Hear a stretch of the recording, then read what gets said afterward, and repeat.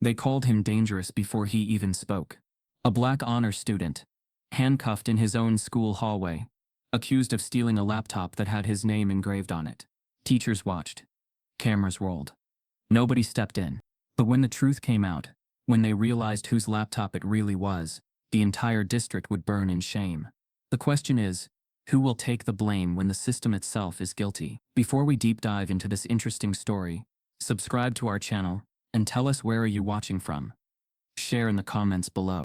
The air in Cambridge that winter felt like glass, sharp, clear, and unforgiving.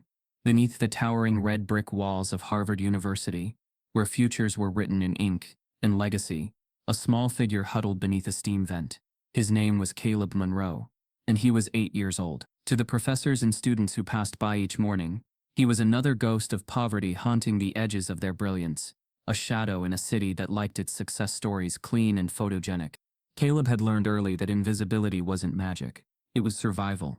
If you were small enough, quiet enough, and dark enough, the world learned to unsee you.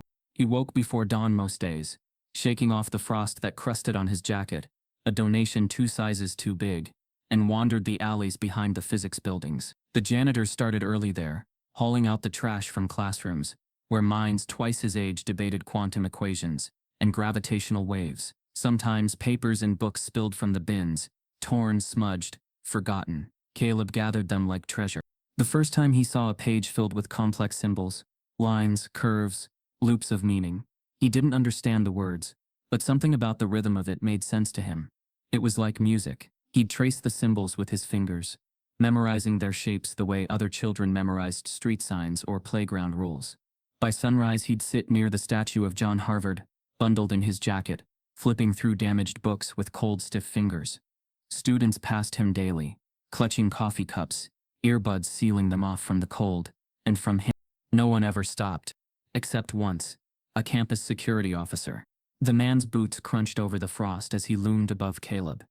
"You can't sit here, kid," he said, his tone clipped, eyes scanning the boy's dark skin and tattered gloves as if checking for guilt. "I'm just reading," Caleb murmured, looking up, voice trembling more from nerves than cold. "Reading, huh? You a Harvard student now?" The man smirked. "Don't make me call someone." Caleb stuffed the book into his bag and moved. He always moved. That was the rule. Be unseen, unbothered, unremembered. He ended up behind the Jefferson Science Building, where the heat from the basement vents made the snow melt first. He'd sit there watching the sky's reflection ripple in the puddles, tracing invisible lines with his finger. Sometimes he whispered numbers to himself, not because he'd learned them, but because they felt right. The world, to him, moved in patterns. Raindrops on glass, the rhythm of footsteps, the hum of traffic, all of it pulsed in quiet, invisible symmetry. He could see it even when others couldn't. At night, when the lights of Harvard burned through the fog, Caleb imagined those numbers stretching upward, wrapping around the stars.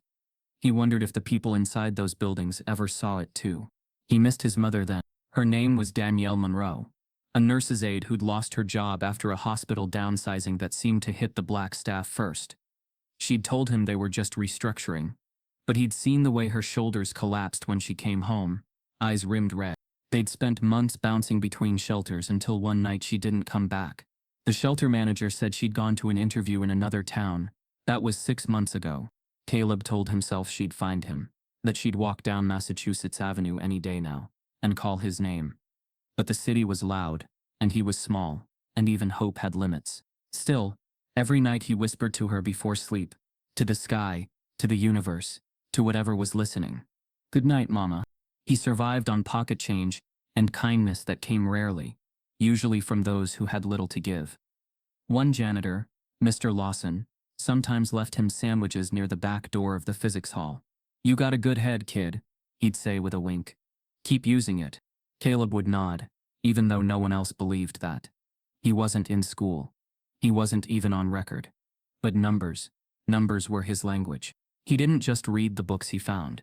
He understood them, sometimes in ways that startled even him. Late one evening, as snow began to fall again, he wandered into an empty lecture hall. The door had been left ajar after a graduate study session. On the blackboard stretched a maze of chalked symbols, half-erased equations that shimmered under the dim lights like constellations. Caleb stood still. He read them the way others read stories. And then he frowned. Something didn't fit.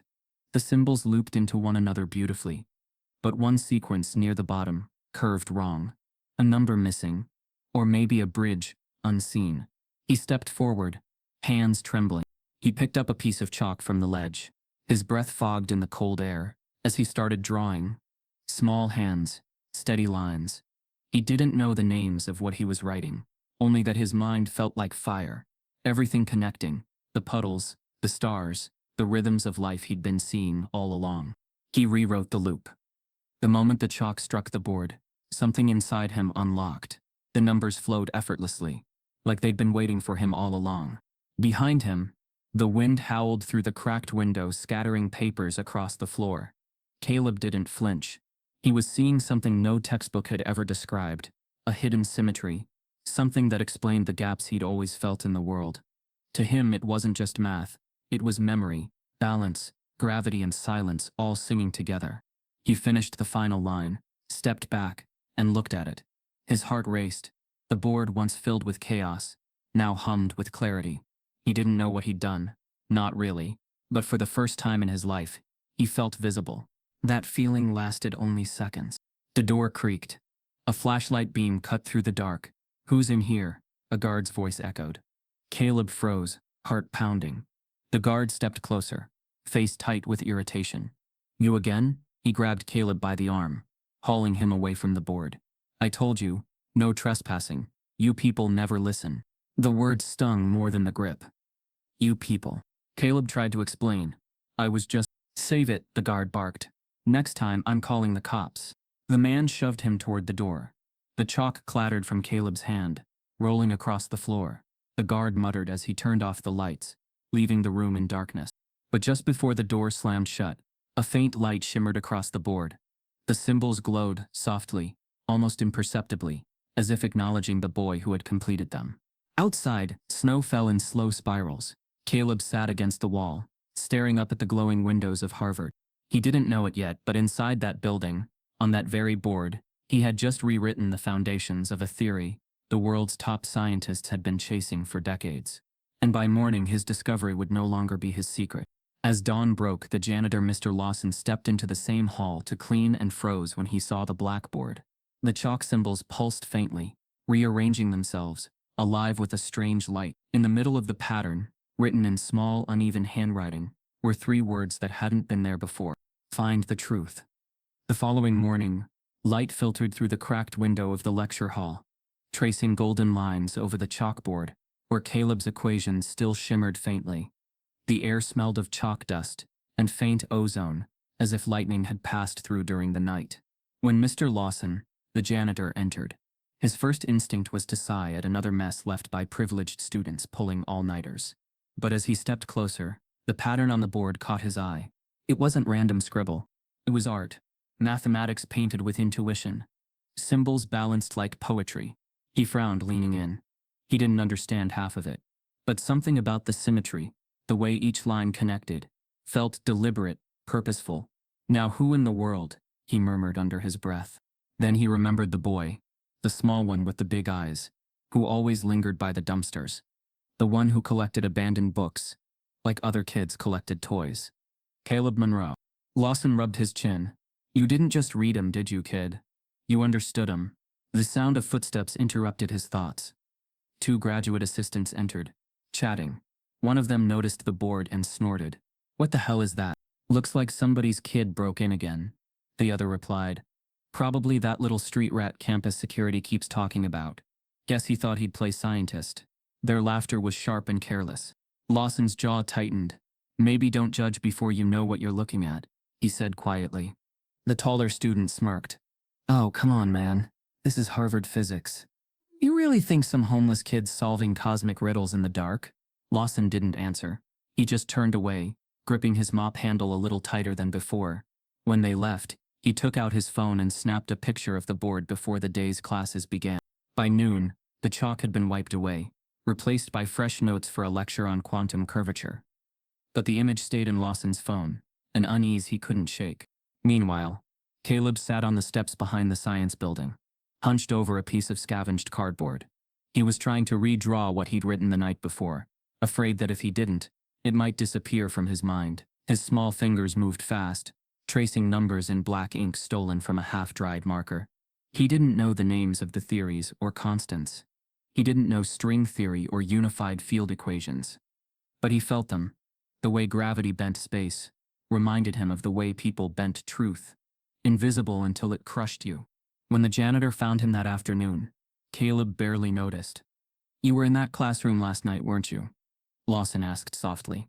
Caleb froze. "I'm not mad," the older man added, kneeling down beside him. "I just need to know." Caleb hesitated, then nodded. Lawson sat back on his heels, studying the boy's scribbles. "These yours?" Caleb shrugged. "I think so." "You think so?" I see them sometimes. The lines. They come and go. I just write them down before they disappear." Lawson exhaled slowly. "You've got something, kid. Something special. You ever think of showing one of the professors?" Caleb looked up, eyes wary. "They don't like me here." The words hit harder than they should have. Lawson had worked at Harvard for 23 years.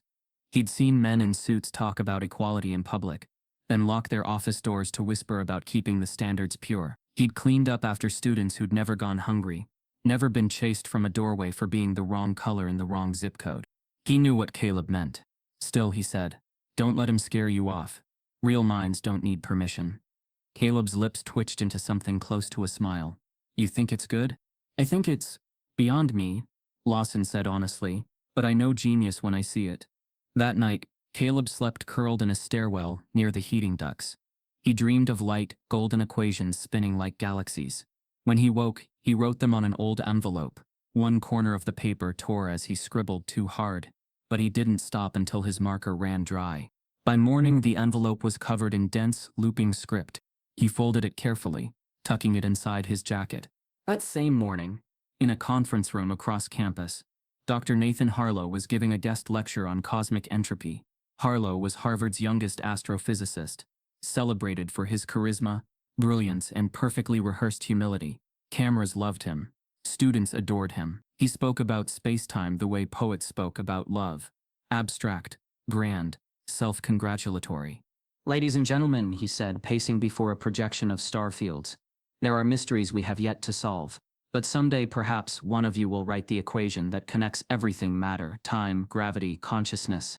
He smiled as if the universe itself were his audience. Outside, Caleb listened from the hall, sitting on the cold floor near the open door.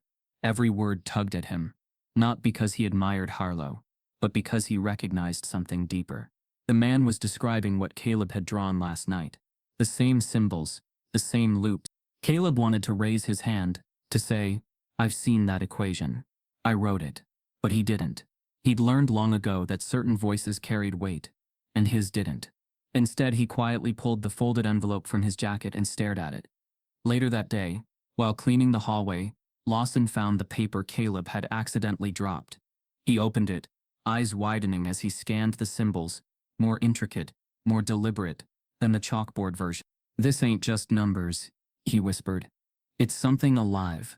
He tucked the envelope into his uniform pocket, intending to return it to Caleb. But that evening, as he clocked out, a group of professors exited the building, laughing among themselves. One of them, a physics lecturer, noticed the envelope in Lawson's hand. "What's that?" he asked, tone condescending. Lawson hesitated. "Just something a kid drew. Smart kid." The professor chuckled. "Well, let's see what kind of smart we're talking about." He snatched it from Lawson's grip before the janitor could react. As he unfolded the paper, his laughter faltered. "Where did you get this?" "I told you, from a boy who hangs around here." The man frowned. "These equations, they're nonsense. But oddly structured. Almost." He stopped himself. "No. Probably coincidence. Kids copy what they see." He crumpled the page halfway, then hesitated. Something about the pattern gnawed at him. Lawson reached for it, but the professor waved him off. "Relax. I'll toss it. Not like anyone will miss this junk." The envelope fell to the floor near the incinerator chute, where it half burned before the flames died out. Later, when Lawson retrieved it, only the top half remained legible. He smoothed it out, slipped it into a folder, and decided to keep it safe. That night, as snow began to fall again, The janitor stopped by a small diner near Harvard Square. He found an old friend sitting at the counter, Eli Matthews, a low-level assistant who worked in the astrophysics department. Eli, Lawson said quietly, pulling the half-burned paper from his coat. You know I don't do this, but you think you can show this to someone who'll actually look. Eli squinted at the paper, brow furrowing. Looks like theoretical modeling, orbital geometry or something. Where'd it come from? Kid from the streets, Lawson replied. Name's Caleb, 8 years old. Eli gave a low whistle. 8? You serious? Lawson nodded. Eli shrugged. All right, I'll pass it along. No promises though, you know how they are. He was right. They, in this case, were men like Dr. Harlow. People who believed genius only came dressed in credentials. By the next morning, that smudged and half-burned envelope found its way onto a stack of papers left on Harlow's desk. The assistant who placed it there didn't even mention the boy, just that someone wanted a look. When Harlow returned from his lecture, he scanned the paper between sips of coffee. The faint symbols made him chuckle, a strange, half-mocking laugh that echoed through the empty lab. Nice try, whoever you are, he said under his breath. Cute symmetry, but meaningless. He tossed it aside. The paper fluttered down, landing face up beneath the glow of a desk lamp. The faint ink lines shimmered, rearranging themselves just slightly, almost imperceptibly, as if reacting to his laughter. What Harlow didn't see was the small signature at the bottom corner, written in faint pencil. C. Monroe. Within 48 hours, that same name would become the most controversial headline Harvard had ever faced. The paper sat on Dr. Nathan Harlow's desk all weekend. It should have been forgotten, just another anomaly in the flood of research submissions that passed through his department. But something about those markings wouldn't leave him alone. He'd catch himself glancing at it between grading papers and drafting his next grant proposal, annoyed by how the loops and symbols seemed to mean something, even when he couldn't quite explain it. By Monday morning, curiosity and ego had joined hands. Harlow carried the paper to a closed-door departmental meeting. The room was filled with polished intellect, men and women in tailored coats, each with letters trailing their names like badges of superiority. The air smelled of roasted coffee and quiet confidence. He placed the half-burned sheet on the center table. Someone left this for me, he said. No name, no context. Thought we could have a little fun. Dr. Alana Trent, the cosmology chair, leaned forward, squinting at the smudged formulas. Is this? No, that can't be right. Harlow smirked. Looks clever, doesn't it? Almost like an attempt at a unification model. There was a brief murmur of interest until he added casually, came from a janitor, apparently drawn by some homeless kid. The laughter that followed wasn't loud. It was worse than loud. It was polite, the kind of laughter that fed on superiority. Good one, Nathan, someone said. Let me guess, another chimed in. Prodigy of the streets? Harlow let the mockery roll. He didn't believe in cruelty, not directly, but he believed in order. Harvard was built on the idea that intellect had a hierarchy, and this scrap of paper from an invisible boy had no place climbing it. Still, something about the pattern itched at the edges of his pride. He decided to make it an exercise for his graduate seminar, a bit of academic theater. That Wednesday, the lecture hall buzzed with students. Screens glowed, notebooks opened. Harlow stood before them, projecting the image of Caleb's work on the board. Ladies and gentlemen, he began with practiced charm. Today, a little experiment. This formula was found scrawled on scrap paper near the labs. Rumor has it it's the work of a local homeless child. Let's test the myth. Are geniuses born, or can anyone with a chalkboard and imagination solve the universe? The laughter was instant. Someone in the back whispered, Street Einstein, and the name spread like wildfire across campus. Within hours, memes appeared online. A cartoon of a ragged boy holding a chalkboard under the caption Harvard's new hire. Caleb Monroe, the boy no one had seen, the boy who lived in the cold shadows of the university, became an invisible celebrity, reduced to a joke. One post read, if he's so smart, maybe he can solve homelessness first. Another, quantum poverty, when your GPA's below freezing. No one thought of the real boy behind the meme. No one imagined the frostbite, the hunger, the nights whispering numbers to the stars. To them he was entertainment, a myth that validated their own privilege. By the end of the week, the homeless genius had become a talking point in faculty lounges. Some treated it as satire, others dissected it like cultural anthropology. A few defended the idea abstractly, not because they believed it, but because it made them look progressive. Of course, brilliance can come from anywhere, one lecturer said over coffee, but let's be real, not from there. The department chair nodded, stirring her drink. Exceptional minds need exceptional training. Street kids don't just stumble into theoretical physics. Even Harlow found himself echoing the sentiment, though unease gnawed at him. That equation, it did resemble something he'd once seen in the margins of a long-forgotten dissertation.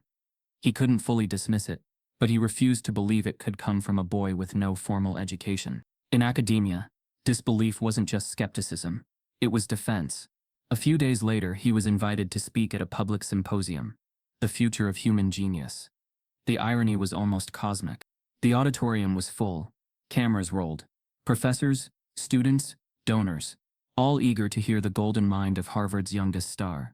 Harlow stepped to the podium, the faintest smile playing at his lips. Recently, he began, a curious story spread through our community about a supposed homeless child who's cracked the code of the universe. Laughter rippled through the audience. Now, as flattering as it is that Harvard inspires such mythology, he continued, let me assure you, genius is not found in alleyways.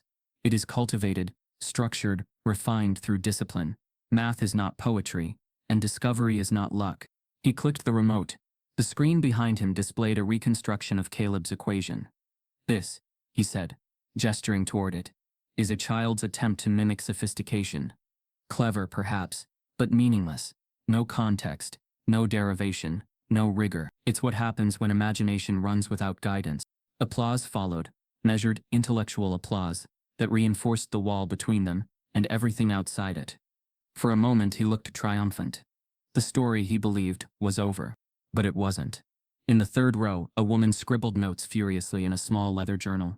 Her name was Maya Jefferson, a journalist for a small Boston publication that specialized in overlooked human interest stories. She wasn't supposed to be there. She'd come on a last-minute assignment covering campus diversity programs. But as Harlow spoke, something about his tone, the polished mockery, the academic arrogance, stirred something old and personal in her. Maya had grown up hearing people talk that way. Teachers, managers, editors, all cloaked in civility, while drawing invisible lines around who belonged. She knew that tone well. After the lecture, she approached one of the grad students who had attended. That equation. Do you know where it came from? He shrugged, smirking. Yeah, some homeless kid who sneaks around campus. Total myth. Has anyone actually seen him? Nah, it's just a meme now. Don't waste your time. But Maya didn't waste time. She spent it. Carefully, patiently. That evening, she found herself walking along the alleys behind the science building, boots crunching on the snow, breath fogging in the freezing air. The shadows were long, the dumpsters cold. Then, faintly, she heard humming, low, rhythmic. She turned the corner. There he was. Caleb sat cross-legged beside a heating vent, drawing symbols in the frost with his finger. The same loops, the same patterns that had been mocked in lecture halls hours earlier. Maya stood frozen. The boy didn't notice her. His lips moved as he whispered numbers, quiet, deliberate. The wind caught his voice. Everything moves, together. Her breath caught. This wasn't myth. This was a child, real, brilliant, and utterly alone.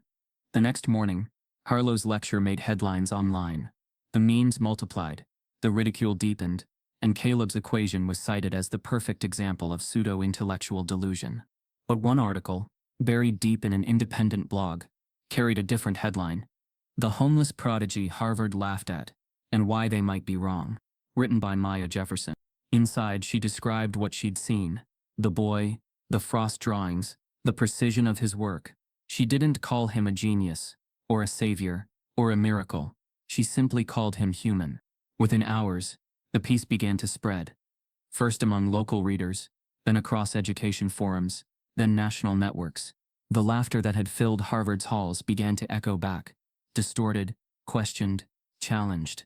For the first time, the institution built on certainty felt the tremor of doubt. As Maya refreshed her article's page, a notification appeared, an email with no subject line and a single attachment. When she opened it, her hands trembled. It was a photograph of Caleb's blackboard from that first night. The numbers weren't random. They matched a cosmic alignment NASA had just published. one that no one outside the agency should have known existed. Maya Jefferson didn't plan on going back to Harvard. The last time she'd walked those manicured paths, she was 23, a journalism student shadowing a professor who'd told her, with a polite smile, that objectivity might be difficult for someone with such a personal connection to social issues. She'd smiled back, taken the note, and written an award-winning exposé on discrimination in academic admissions. Then she left, vowing she'd never again waste time trying to earn a seat at a table that was never built for her. But that was before the article, before the photograph, before the boy who shouldn't exist. When she saw the email containing the image of the chalkboard equations, she felt something she hadn't felt in years: urgency. It wasn't just about science, it was about truth and who the world decided was worthy of it. The next morning, Maya arrived on campus, camera slung across her shoulder, breath clouding in the cold. Harvard looked the same as it always did: regal, silent, self-assured. The gates, the towers, the whispers of legacy in every step of snow. She'd read the comment sections under her piece. Another sob story, probably a hoax. The journalists' race is showing. They didn't even attack her, reporting. They attacked her.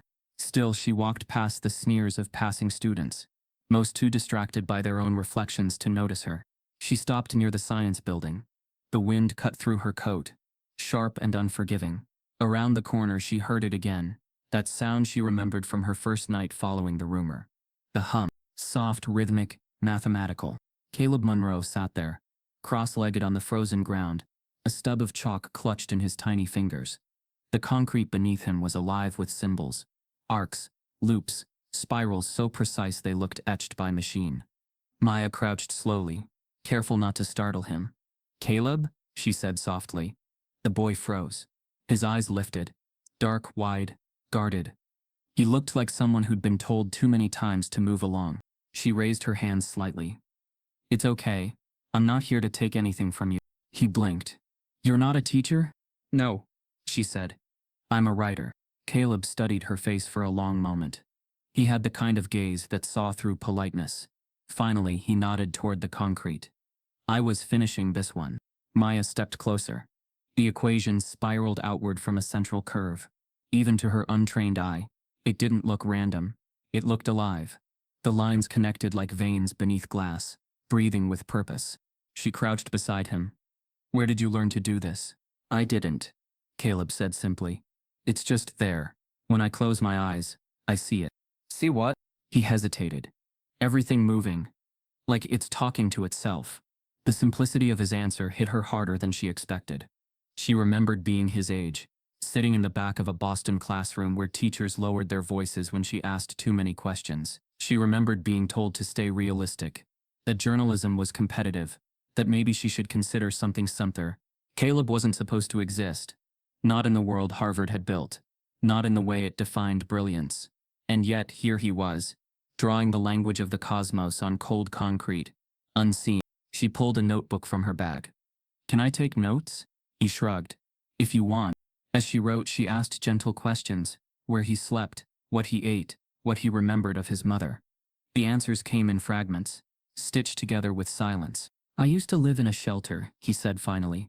"But they said I couldn't stay after she left." "You mean your mom?" He nodded, eyes lowering. "She told me to keep looking at the stars. Said they'd talk back one day."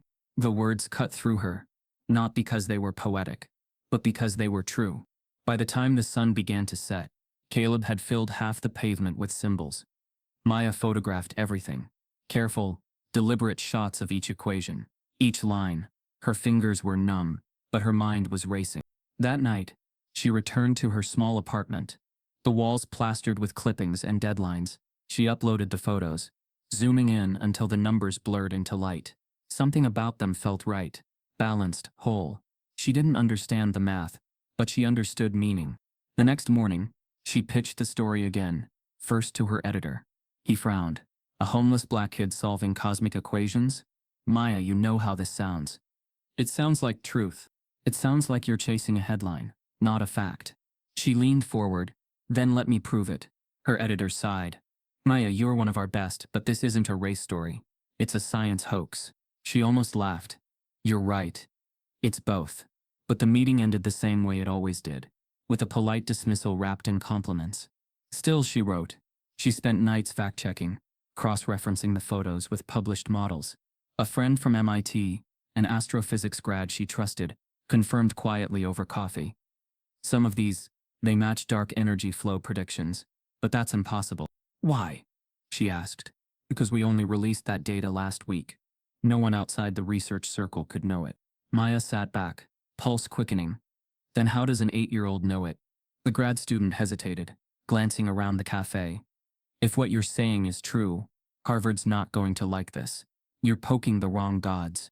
But she'd poked gods before. For 3 days straight, she refined the article, threading facts with restraint, emotion with evidence. She didn't frame Caleb as a savior. She framed him as a mirror, proof of what brilliance looks like when it's ignored. When she finally submitted it, the headline read, "The homeless prodigy Harvard ignored." Her editor rejected it twice before reluctantly approving a digital version under the Local Voices section, the smallest column in the publication. The piece went live at 9:17 p.m. on a Thursday night. Maya closed her laptop and sat in the dark, unsure whether anyone would care. The world didn't always have time for quiet truths, but by midnight the article had crossed 3 states. By 2 a.m., a science forum picked it up. By sunrise, Harvard prodigy was trending in 10 countries. Comment sections exploded. Admiration, disbelief, anger, mockery. Everyone wanted to know who Caleb Monroe was. Maya woke to hundreds of messages. Some called her brilliant, others called her a liar. One email read, "Stick to race stories, sweetheart. Physics is out of your league." She deleted it and opened another from a verified government domain. No subject line, no greeting, just an attachment labeled for verification. She hesitated, heart pounding, before opening it. Inside was a series of raw telescope readings. Gravitational mapping consistent with Caleb's equations. Someone out there had read her article. Someone powerful enough to confirm what the world refused to believe. Her phone buzzed again. A new message. No sender ID. Just 4 words that made her blood run cold. They're looking for him. By sunrise, the city wasn't quiet anymore. The world had found Caleb Monroe. Maya woke to the glow of her phone lighting up the room. A tidal wave of notifications flashing across the screen. Her article, "The Homeless Prodigy Harvard Ignored," had exploded overnight. Hundreds of thousands of shares, thousands of comments, emails from reporters, scientists, talk shows, and strangers who said they cried reading it. But for every message of wonder came 10 of venom. Fake news for clicks. A race-baiting stunt. There's no way a street kid could do that math. The story had escaped her control. It had become a mirror, and the world was arguing over what it saw in its reflection. By mid-morning, national networks picked it up. The anchors spoke with polite curiosity, but the undercurrent was clear. They referred to Caleb as the alleged prodigy, and called Maya's report unverified. Screens filled with experts debating the possibility of a homeless savant solving complex astrophysical models. Dr. Nathan Harlow appeared on one broadcast, smooth and calm behind designer glasses. "Well, it's a heartwarming idea," he said. "Science doesn't work that way. Genius doesn't emerge from thin air. It requires training, mentorship, context." The host smiled sympathetically. "So you don't believe this boy's work is authentic?" Harlow chuckled. "Let's just say extraordinary claims require extraordinary evidence. And so far, all we have is a viral article." He never mentioned that he'd seen the equations first. Back in her small apartment, Maya watched the interview in silence. Every word felt like a quiet betrayal, not of her but of Caleb. The boy she'd met shivering on the pavement was being dismantled by people who'd never looked him in the eye. The comment sections turned darker by the hour. She made him up. Classic victim narrative. If he's so smart, where's his diploma? Anonymous profiles flooded her inbox with hate mail. One message contained only a photo, her apartment building, circled in red. She shut her laptop and stared at the blank wall for a long time. Fame wasn't light. It was fire. Meanwhile, across Cambridge, Caleb sat under the same heating vent that had become his home. But now, people found him. News vans parked near the campus gates. Students with phones lingered nearby, whispering as they zoomed in from across the street. At first, Caleb didn't understand. He only noticed that strangers suddenly smiled at him, not with kindness but curiosity. A reporter approached, microphone ready. "Caleb, how does it feel to be called the boy genius of Harvard's streets?" He blinked. Who said that? It's trending everywhere, she said, crouching to meet his eyes. You're famous. Famous. He didn't know what that meant. He just knew it didn't feel good. The next few days blurred into noise. Journalists, vloggers, and scientists swarmed the area. Some offered food and money. Others demanded answers. They wanted proof. They wanted a quote. They wanted something marketable. But Caleb didn't perform. He drew. He filled napkins, cardboard, scraps of newspaper with loops of equations, as if trying to hold on to something before it vanished. Behind the headlines, darker threads pulled.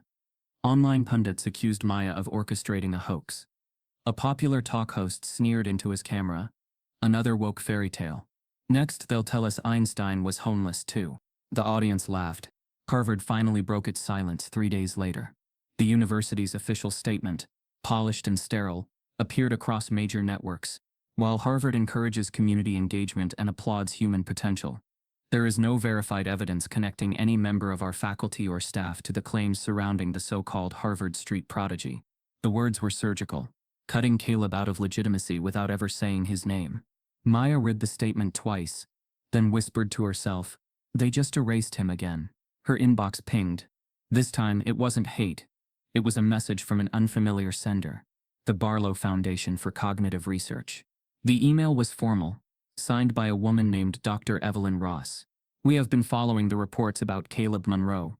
Our organization specializes in nurturing gifted children from underprivileged backgrounds. We would like to offer him an opportunity to undergo a private assessment. If his talents are genuine, we will ensure his safety, education, and future."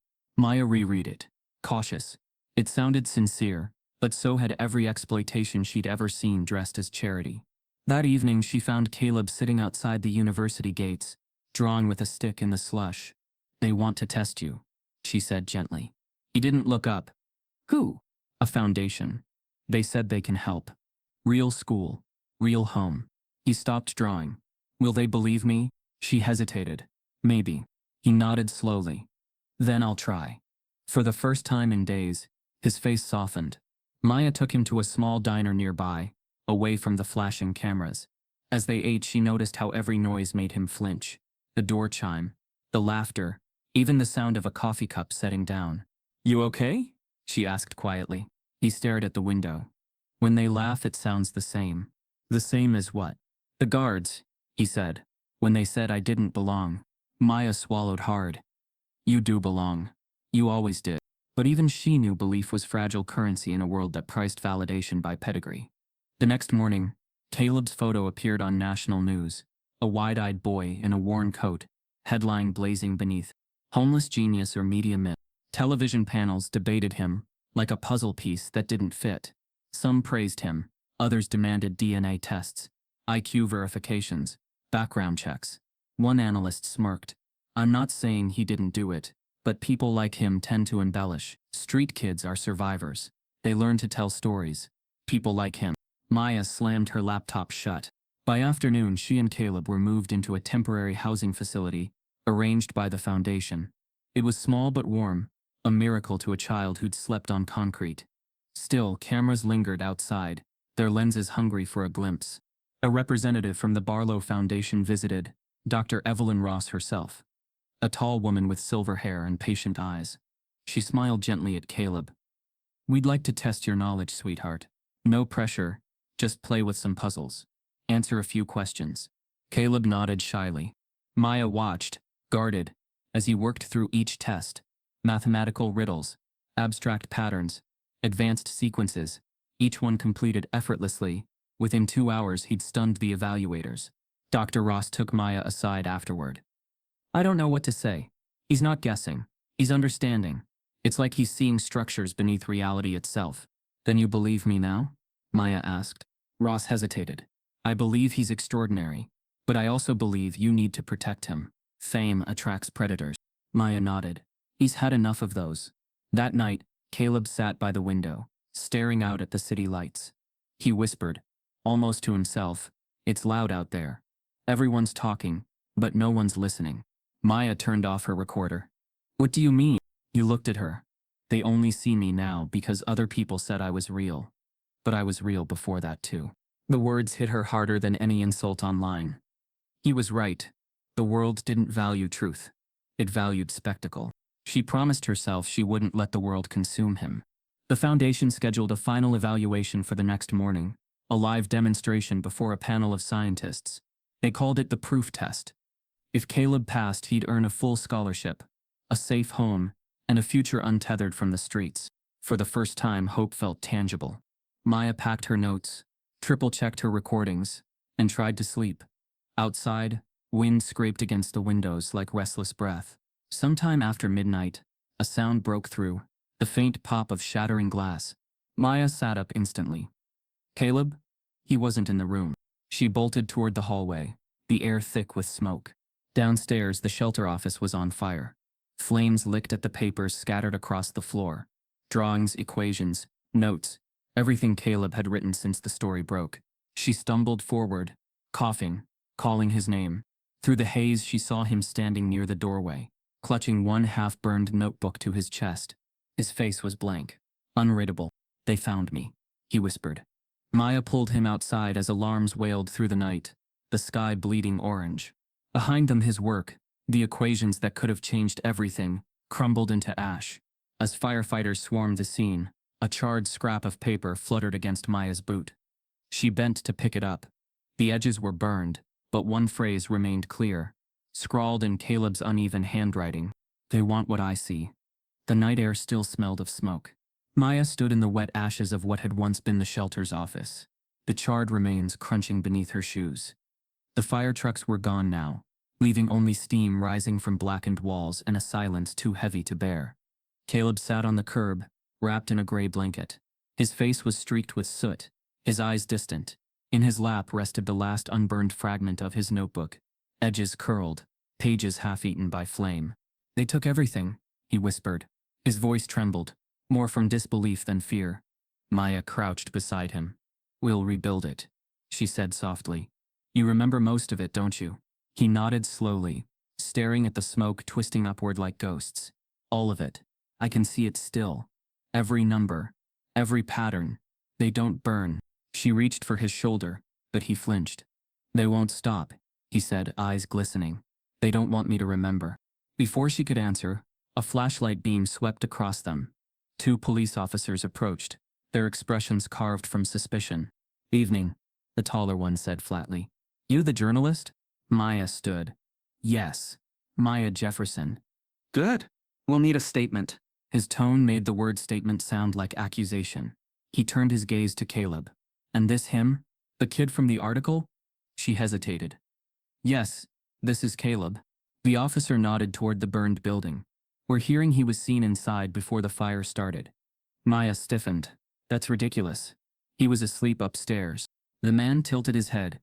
"Any idea why a homeless child might set fire to the only place giving him shelter?" Her throat tightened. "You think he did this?" "Just following the evidence, ma'am. The fire started in the room he occupied. No forced entry. You do the math." The other officer, younger and quieter, shifted uncomfortably. "Sir, the cause isn't confirmed." But his partner waved him off. "We'll let the investigators handle it." Still, convenient timing, wouldn't you say? Right before his big test. Maya's chest filled with heat. "You're implying a child burned his own work?" The officer shrugged. "Sometimes attention makes people do strange things." He gave Caleb a long, measured look. "Especially when folks start believing their own headlines." Maya stepped between them. "He's 8 years old. Old enough to light a match," the man said. Then, without waiting for a response, he walked off toward the remaining fire crew. Caleb hadn't moved. His blanket had slipped from his shoulders, and in the glow of the streetlight, Maya saw how small he looked. Small and utterly alone. "They think I did it," he said quietly. She knelt beside him. "They're wrong. And you know what? We're done letting them write your story." That night, while the city slept, Maya packed a single duffel bag and led Caleb through the back streets toward her car. She'd made a decision, one that could cost her everything. He couldn't stay here. They drove in silence for hours, the highway stretching out beneath a dawn that never seemed to arrive. When the skyline of Cambridge disappeared behind them, Maya finally spoke. "I know someone," she said. "A professor at MIT. Quiet man, works in theoretical physics. He's been watching your story, but he didn't want to get involved publicly. He said he believes you." Caleb turned his head slowly. Why? Because he saw your equations, she said. He said they weren't just advanced, they were original. He looked back at the road. I didn't make them up. They just come. I know, Maya said softly. That's why we're going to him. You deserve someone who'll help, not take. They arrived at dawn. The MIT campus was still half asleep, its glass buildings glowing faintly against the pale sky. Maya parked near a research wing marked Department of Theoretical Physics. Waiting inside was Dr. Howard Avery, a man in his early 60s with kind eyes behind round glasses. His hands trembled slightly when he shook Caleb's. You're smaller than I imagined, he said with a smile. Caleb stared at him for a long moment before replying. People always say that before they stop listening. Avery's expression softened. Then I'll try not to stop. Inside his office, the walls were covered in white boards, each scribbled with complex notations that stretched into chaos. He gestured to a cleared space. Show me, he said gently. Caleb hesitated. You have chalk? Avery handed him a stick. The boy stepped forward, small fingers tightening around it. The sound of chalk on board filled the room, soft, deliberate, endless. For 20 minutes he wrote without pause, the equations flowing like a river, symbols folding into one another, dimensions interlocking in patterns neither random nor rehearsed. When he stopped, the room felt different. Charged, electric. Avery stood frozen, eyes tracing the impossible symmetry. Good Lord, he whispered. Maya watched him, heart pounding. You understand it? The professor didn't answer. He stepped closer, hand trembling as he pointed to a specific segment of the equation, a loop that twisted inward before collapsing into a single vector. This shouldn't exist, he murmured. It's the missing bridge between quantum fields and relativistic curvature. He turned, voice shaking. You've just connected gravity to quantum mechanics. Do you have any idea what that means? Caleb looked puzzled. It means the small things and the big things talk to each other now. Avery let out a shaky laugh. Yes, he said, almost in disbelief. Exactly that. He slumped into a chair, pressing a hand over his mouth. I've spent 30 years chasing this. 30 years. And a child writes it from memory. Maya stepped forward. Then it's real? Avery nodded slowly. It's beyond real. It's beyond real. It's revolutionary. He looked at Caleb, awe mixing with fear. But this can't leave this room. Not yet. Do you understand? If word gets out before we protect this work, there'll be people who take it.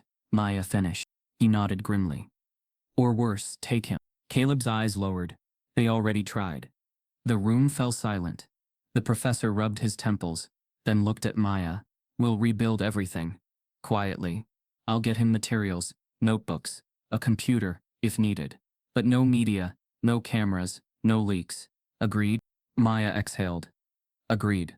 For the next few days, they worked in secret. Avery tested Caleb's recall, his reasoning, his comprehension. Each test shattered expectation. Caleb didn't memorize theories. He felt them. He'd glance at a complex model and instinctively suggest corrections that even Avery couldn't dispute. But with brilliance came fragility. Sometimes, after hours of calculation, Caleb would curl up in the corner, hands pressed to his temples. It's too loud, he'd whisper. They're all talking at once. Who? Maya asked once. He pointed toward the chalkboard. The numbers. Avery would step back then, torn between scientific awe and paternal concern. He's not just gifted, he told Maya quietly one night. He's tuned differently. His brain sees patterns ours can't. But that makes him vulnerable. Maya looked toward the window, where the city lights glimmered. Vulnerable to people. Or to himself.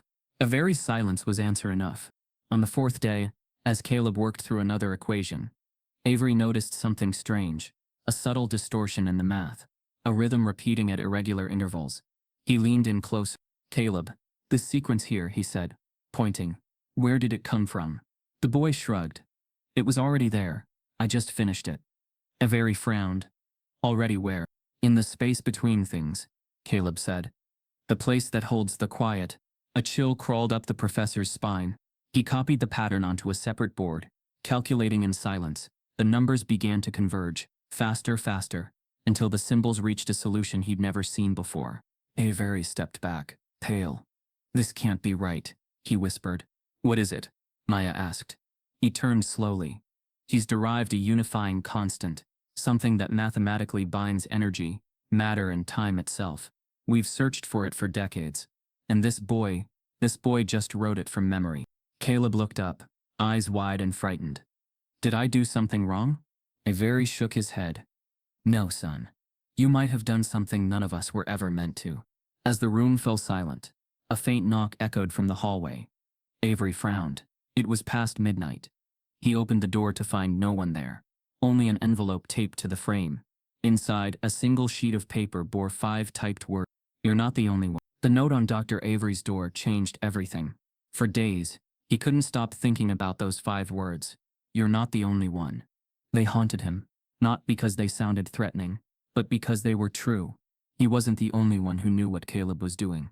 Someone else somewhere had been watching. He'd spent a lifetime in academia and knew its hidden architecture.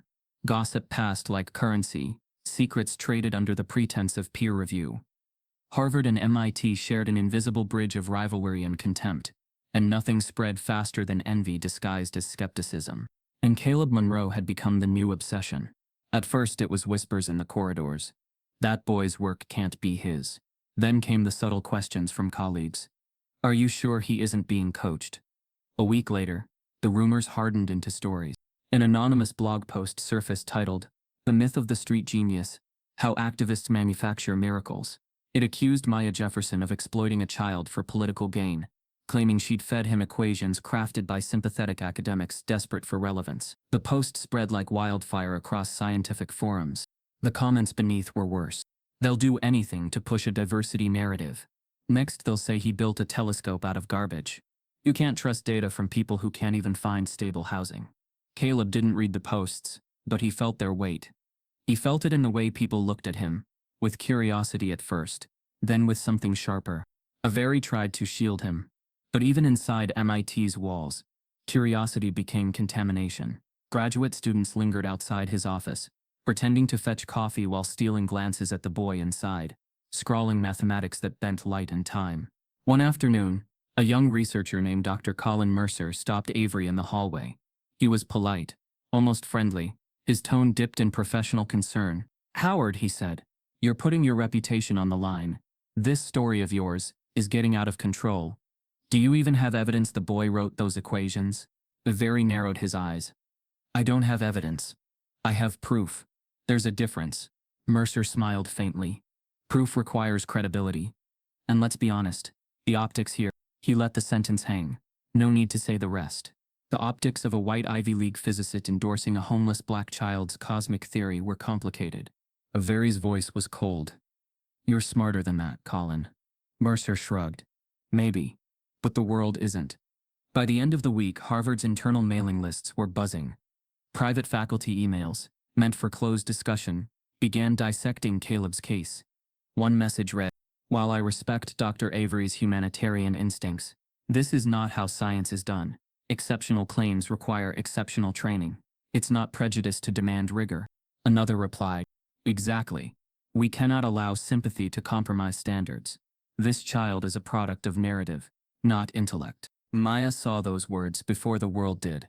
She'd received them from a source inside Harvard, an anonymous whistleblower who'd quietly forwarded her dozens of internal messages, each more revealing than the last. The emails weren't just dismissive. They were mocking. One professor joked about offering Caleb an honorary broom since that's the only physics tool he's qualified for. Another wrote, If he's that smart, maybe he can calculate his way out of poverty. Maya read them in silence, her throat tightening. It wasn't just academic elitism, it was racism, dressed in intellectual robes. She looked up at Caleb, sitting across from her, sketching equations on a whiteboard in Avery's lab. He didn't know any of it yet. Caleb, she said softly, if I told you people were saying bad things about you, would you want to know? He shrugged. They always say bad things. Her heart broke a little. They don't know you, she said. They don't need to, he replied. They already decided. That night Maya couldn't sleep.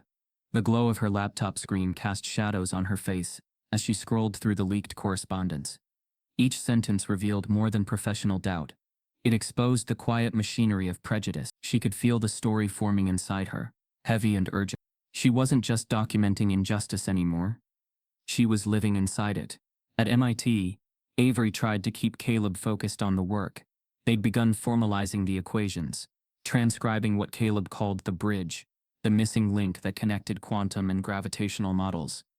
Avery's hands shook as he watched the math unfold. "This could rewrite physics," he said one afternoon. Caleb didn't respond. He was staring out the window, his eyes distant. "Something wrong?" Avery asked. "They're watching," Caleb murmured. "Who?" He pointed to the street below, where two men in suits stood near a parked car, pretending to check their phones. Avery's stomach tightened. "Stay inside." Later that evening, when the men were gone, Maya arrived at the lab with her laptop in a storm behind her eyes. She placed it on the table. "Howard, you need to see this." He leaned in. "What am I looking at?" "Harvard's faculty network. Private emails." Avery's face drained of color as he read the threads. This is disgusting." "They're not just mocking him," she said. "They're coordinating. They want to discredit both of us. You for backing him, me for reporting it." Avery read another line aloud, voice shaking with anger. "We should open an ethics review into Avery's methods. If he's allowing a child to generate false data, that's a serious violation." He closed the laptop. "They're setting traps." Maya nodded. "And I'm going to spring one first." He looked at her, startled. "What are you saying?" "I'm publishing them," she said quietly. "All of them." "Maya, they made him a target." "Howard, they humiliated a child. If they can smear him in secret, then they can answer for it in public." Very hesitated. He knew she was right. But he also knew what exposure could cost. By morning, Maya had drafted the headline, "Inside Harvard's Whisper Network, the emails mocking a homeless black prodigy." The piece went live at noon. Within an hour, it exploded. Screenshots of the emails spread across every platform. The language was undeniable. Elitism laid bare. The same professors who had dismissed Caleb as fiction now faced a storm of outrage. Harvard's PR department scrambled. A bland apology appeared online. The comments attributed to certain faculty members do not represent the values of Harvard University. An internal review is underway. But the damage was done. Maya's phone rang non-stop. News anchors wanted interviews. Academics called her reckless. Others called her necessary. Meanwhile, Avery's office was flooded with messages. Some supportive, many venomous. "You've turned science into spectacle," one colleague wrote. "All because you wanted to play savior." But amid the chaos, Caleb stayed quiet. He spent that afternoon sitting on the floor, drawing equations in silence, his face pale. "They're mad, aren't they?" he said finally. Maya knelt beside him. "You didn't do anything wrong." He looked at her, eyes hollow. "That doesn't matter." The sound of distant sirens drifted through the window. Outside, protesters gathered at Harvard's gates, holding signs that read "Genius has no color," and "Let him be heard." It should have felt like victory. Instead, it felt like warning. Because beneath the headlines and hashtags, something else was happening. Quieter, more deliberate, a network of powerful donors and faculty began moving behind the scenes, pressuring administrators to end the circus. By nightfall, Maya received an anonymous message from an untraceable number. "Congratulations on your exposure. Now ask yourself, who benefits most when Harvard burns?" She reread it twice, her chest tightening. Whoever was behind this wanted chaos. And Caleb, unknowingly, was the spark. The next morning, as the protest outside Harvard reached fever pitch, Maya's phone buzzed with a new alert. A video leaked anonymously to every major news outlet. It showed Dr. Avery's lab camera footage. Caleb alone at the whiteboard, numbers swirling, his voice faint but clear as he whispered, "They told me to finish it." The footage spread faster than truth ever could. Within hours it was everywhere. The grainy video from Dr. Avery's lab, the faint sound of chalk against whiteboard, and the small trembling voice whispering, "They told me to finish it." No one knew who had leaked it. But everyone had an opinion. Talk shows dissected every frame. Scientists debated the legitimacy. Commentators asked who they were. And under it all pulsed the same unspoken question that had followed Caleb since his name first appeared online. Was he really capable of this? The world demanded proof. An emergency meeting of the International Council of Scientific Integrity was called. The Council, a global body tasked with mediating disputes in research credibility, decided the case had grown too large to ignore. They announced an unprecedented public evaluation, A real-time demonstration of Caleb Monroe's mathematical theory at the Pierce Observatory, a neutral facility in New Hampshire. Maya read the press release in silence, the glow of the screen casting blue light on her face. The phrasing was elegant, but its meaning was blunt. The world didn't believe until the boy performed like a showpiece. "They're turning him into an experiment," she said under her breath. Dr. Avery sat across from her, hands clasped. "We don't have a choice. If he passes, they'll have to accept his work as real. And if he doesn't?" He looked away. "Then they'll say they were right all along." 2 days later, an unmarked van pulled up outside MIT. Cameras trailed behind it like vultures. Inside, Caleb sat between Maya and Avery, eyes fixed on the window. Reporters shouted questions through the glass. "Caleb, are you ready to prove yourself? Did Dr. Avery coach you? Maya, did you fabricate this story for clicks?" The security escort said nothing. The noise outside was deafening. Caleb pressed his hands over his ears. "They sound like numbers that don't stop," he whispered. Maya leaned closer. "It's almost over, baby. Just breathe." The observatory loomed ahead, a cold white structure at the top of a snowy hill. News vans formed a ring around it. Drones hovered overhead. Inside, rows of scientists from around the world waited, notebooks in hand, skepticism in their eyes. Cameras lined the walls. Every second would be live-streamed to millions. As they entered, whispers rippled through the room. "He's just a child. No formal training. Why is the journalist here? I heard he's coached by activists." The bias wasn't subtle. It was perfumed, intellectual, wrapped in courtesy. But it stung all the same. A woman stepped forward. Dr. Usha Raman, chair of the council. Her tone was measured, official. "Mr. Monroe, today we will ask you to model cosmic motion data from our latest telescope readings. These readings have not been published anywhere. If your predictions align, we will acknowledge your contribution." Caleb nodded quietly. "Okay." Maya squeezed his hand. Avery adjusted his glasses, anxiety flickering behind his calm. Dr. Rahman gestured to a large display. "You will have access to limited variables. Planetary mass, gravitational constants, angular momentum. Everything else, you must derive." Caleb climbed onto the small stool placed before the board. The room fell silent. The hum of electronics filled the air like breath before a storm. He began to write. At first his movements were hesitant, almost childlike. But within minutes, the rhythm changed. The chalk danced. Lines formed curves. Equations folded over themselves. His body swayed slightly with each stroke, as if the numbers guided him instead of the other way around. Gasps rippled through the observers. Equations that took teams months to process unfolded beneath his hands in perfect symmetry. He paused occasionally, eyes flickering toward the ceiling as though he were listening to something unseen. Dr. Riemann leaned toward Avery. "He's not referencing any known algorithm," she whispered. Avery replied softly, "Because he doesn't need to." Minutes turned to hours. Sweat glistened on Caleb's forehead. When he finally stopped, the board was filled edge to edge, a map of existence rendered in chalk. "Done," he said simply. Technicians moved in, scanning and transcribing the equations into the observatory's simulation system. The room buzzed with anticipation.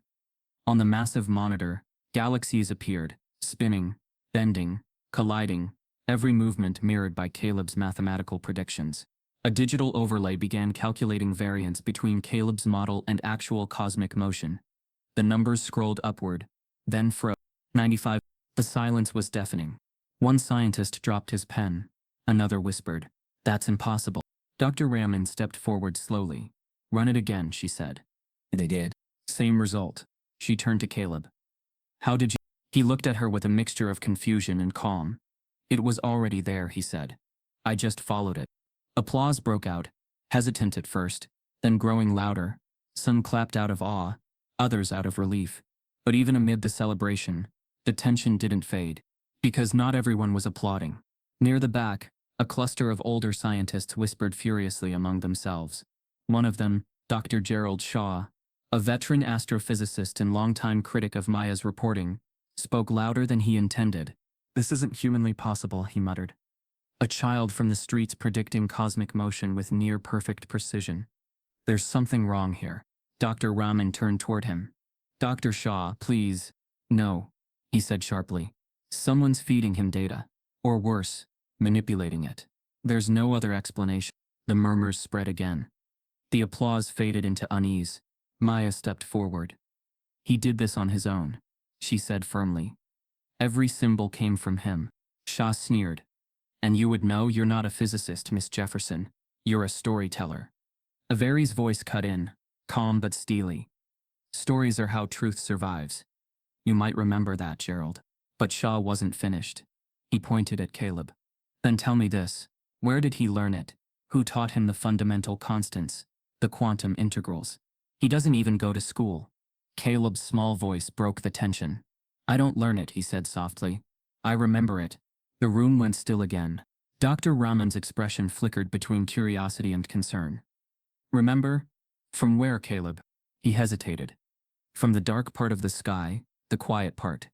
The one that hums when you stop breathing. Several scientists exchanged uneasy looks. Shaw smirked. You see? This isn't genius, it's delusion. Avery stepped forward, anger tightening his jaw. You're confusing what you don't understand with what shouldn't exist. Before anyone could respond, a sound crackled through the observatory, the simulation system's data console beeping erratically. The on-screen galaxies began to distort, their patterns rearranging themselves to match Caleb's equations more precisely than before. Technicians froze. The readings are correcting in real time, one whispered. It's as if his model predicted the drift before we logged it. Dr. Raman stared at the data. That's impossible. No, Avery said quietly, awe in his voice. It's predictive. His equations aren't just describing the universe, they're anticipating it. The room erupted half in disbelief, half in wonder. Cameras flashed. Reporters outside tweeted fragments of chaos. Boy genius breaks science. Caleb Monroe redefines reality. Maya felt tears press against her eyes. For a moment it seemed the world had finally seen him. Not as a novelty, not as a project, but as something extraordinary. Then she heard it. A voice, low and bitter, muttered from the back row, just loud enough to cut through the applause. It's impossible, Dr. Shaw said again, unless he's not human. The sentence landed like a blade. The applause died instantly. Cameras swiveled toward him. Caleb's head tilted slightly, confusion clouding his face. Not human, he repeated. Maya's breath caught. Don't listen to him. But the words had already spread, whispered like poison through the crowd. Not human. Someone laughed nervously. Another repeated it. Then another. By the time the council chair called for order, the damage was done. The narrative had shifted again, from wonder to fear. And in that silence, surrounded by flashing lights and murmured doubt, Caleb looked down at his hands, as if seeing them for the first time. Small, trembling, human, and whispered barely audible. Maybe they're right. Outside the observatory, as the world erupted online with theories and chaos, a black SUV waited by the gates. Inside, a man in a gray suit spoke into a phone. Yes, he said quietly. He passed the test. Begin the retrieval. At first the headlines read like miracles. The boy who solved the universe. Harvard street genius redefined science. 8-year-old proves Einstein incomplete. The world couldn't get enough of him. The small, fragile boy with haunted eyes who had rewritten the laws of nature. Every network wanted an interview. Every news outlet wanted exclusivity. Every nation wanted to claim him as their own. But as the initial awe faded, something colder crept in. Question, doubt, fear. The same society that had dismissed him now dissected him. Pundits on talk shows debated his origins, as though he were a myth. No one without education could produce such work, one analyst said. We have to consider, was he coached? Engineer? Soon, the language shifted. Words like gifted and brilliant were replaced with mutation and phenomenon. An article from a prominent magazine posed the question bluntly. Is Caleb Monroe a miracle or a mistake? The photo beneath the headline showed him in shadow. A silhouette, stripped of identity, reduced to mystery. Even the scientists who had applauded him at the observatory now retreated behind caution.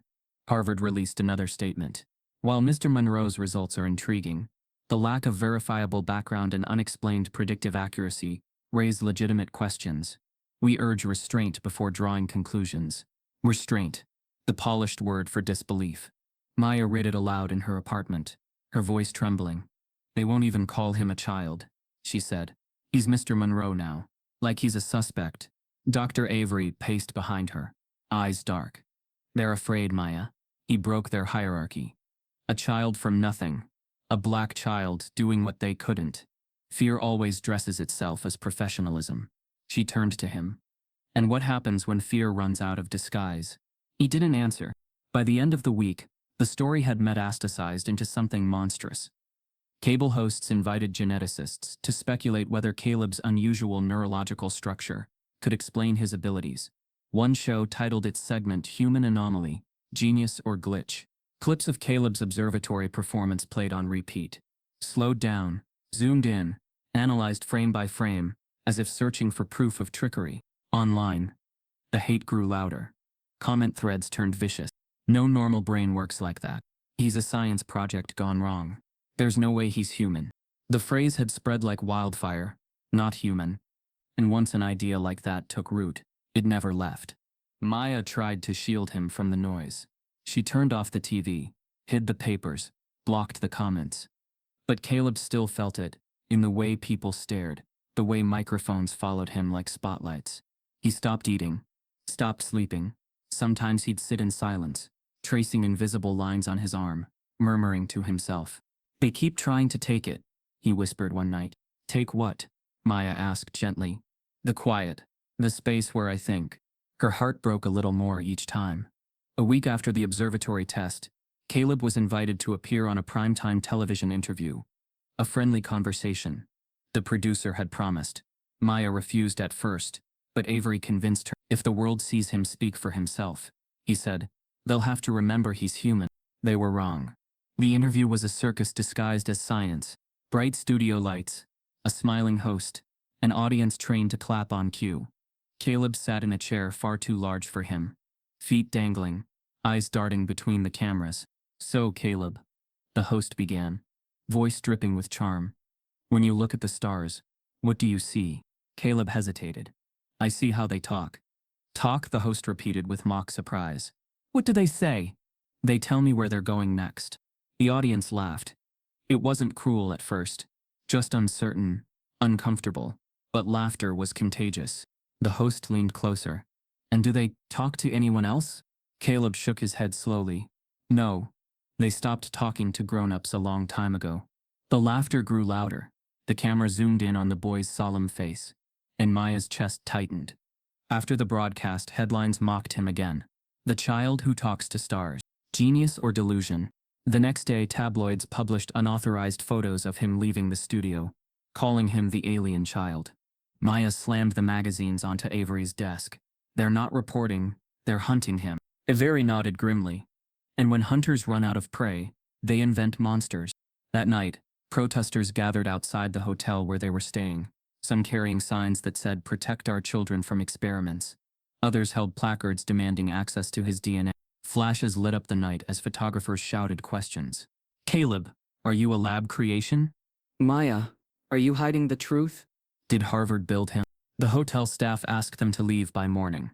They relocated to a safe house provided by Avery's contacts, a small farmhouse outside Boston. But even there, drones buzzed overhead, recording their every move. Caleb began to draw less and sleep more. When he did speak, it was in riddles. "They look at me like I'm a window," he said once, staring at the ceiling. "But they don't see what's on the other side." Maya sat beside him, stroking his hair. "You're not a window," she whispered. "You're a person." He looked up at her, eyes dull with exhaustion.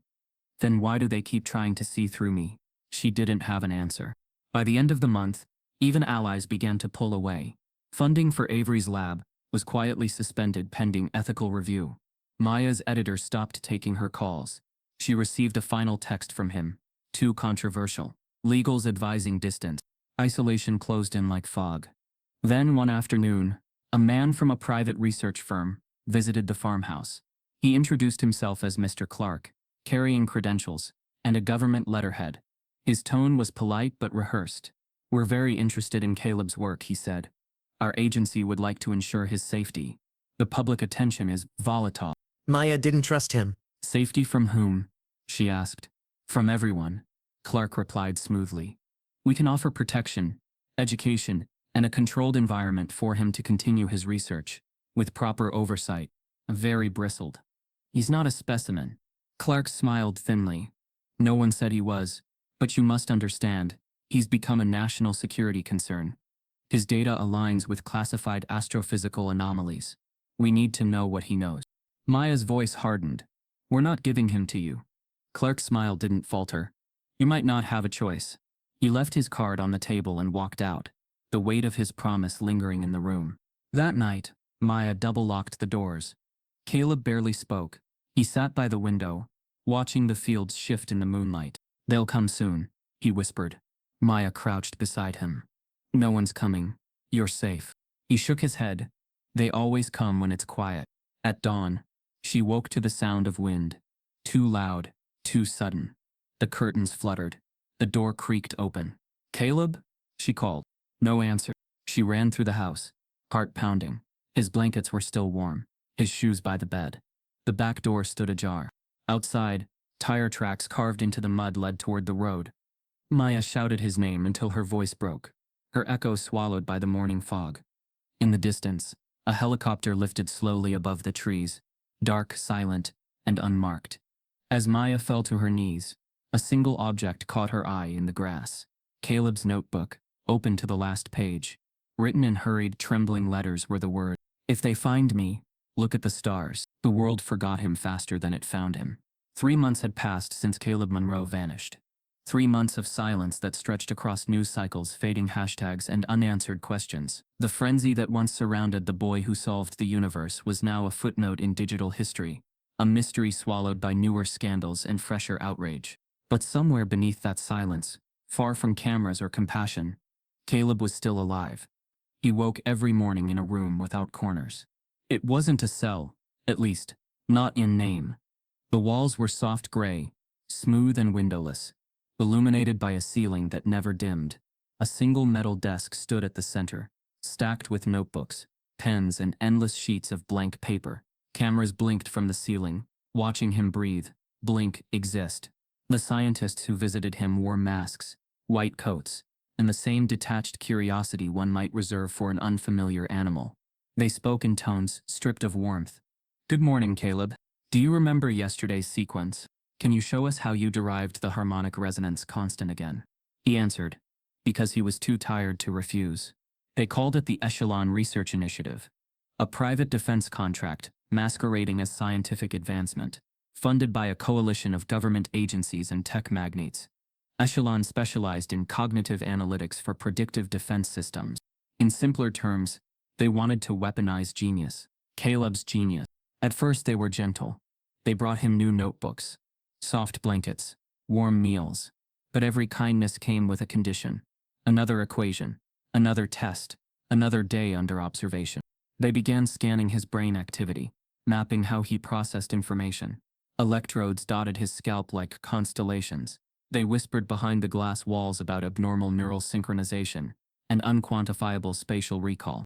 One researcher murmured during a debriefing, "He doesn't calculate, he intuits. It's like his brain hears the universe." Another replied coldly, "Then let's make it listen louder." Each day bled into the next. The same sterile lights, the same questions, the same voice on the intercom urging, "Focus, Caleb. You're doing so well." But inside he was unraveling. He began to dream of the night sky, not the clean mathematical version he saw in numbers, but the real one, wild and infinite. In those dreams, his mother's voice would whisper, "Look at the stars, Caleb. They'll tell you who you are." He'd wake in tears, only to find the ceiling staring back at him, blank and merciless. Meanwhile, Maya was burning her life to find him. Her journalism career was gone, branded unstable, obsessive, compromised. Editors refused her calls. Harvard banned her from campus. But none of it mattered. Her walls were covered in maps, articles, satellite photos, all tracing one question: where did they take him? She followed every thread.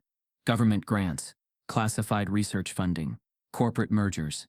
Each clue led her deeper into a labyrinth of secrecy. Names changed.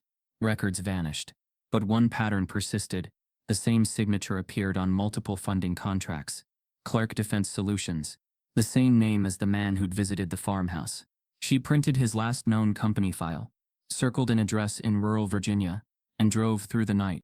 Her car crawled along a stretch of road, lined with cameras and razor wire. At its end, a facility rose from the fog, an angular structure of glass and concrete, surrounded by guards in black uniforms. No signage, no insignia, just a cold stillness that screamed importance. Maya parked in the woods, heart hammering. Through her binoculars, she saw trucks unloading sealed containers. Workers scanned ID badges that glowed blue under ultraviolet lights. She snapped photos until a beam of light swept across her car. A voice shouted. She ran.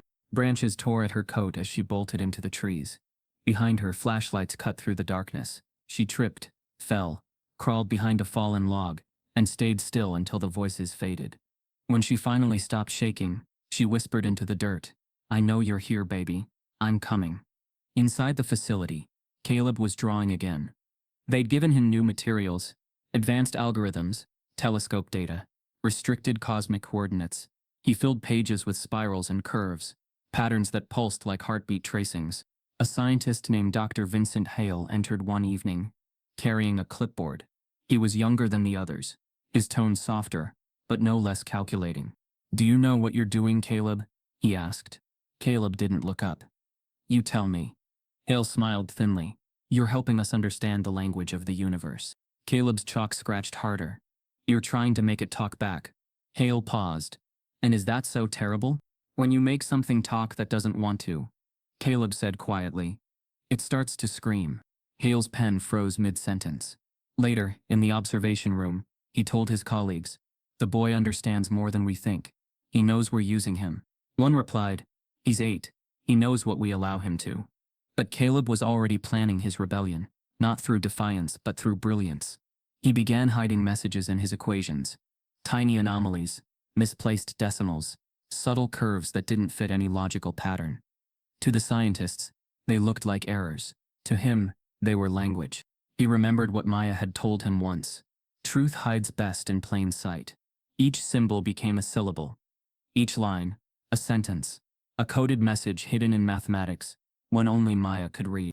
He didn't know if she was still looking for him.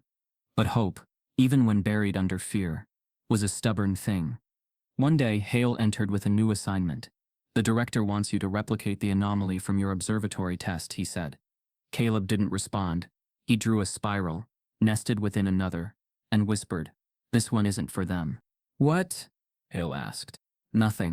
That night, while the cameras dimmed for maintenance, Caleb tore out 3 pages from his notebook and slipped them behind a loose panel in the vent near his bed. On those pages, the patterns intertwined with strange, deliberate precision, a sequence of equations that, when decoded, spelled a single phrase: "Follow the light that doesn't move." 2 days later, an unexpected visitor arrived. Mr. Clark.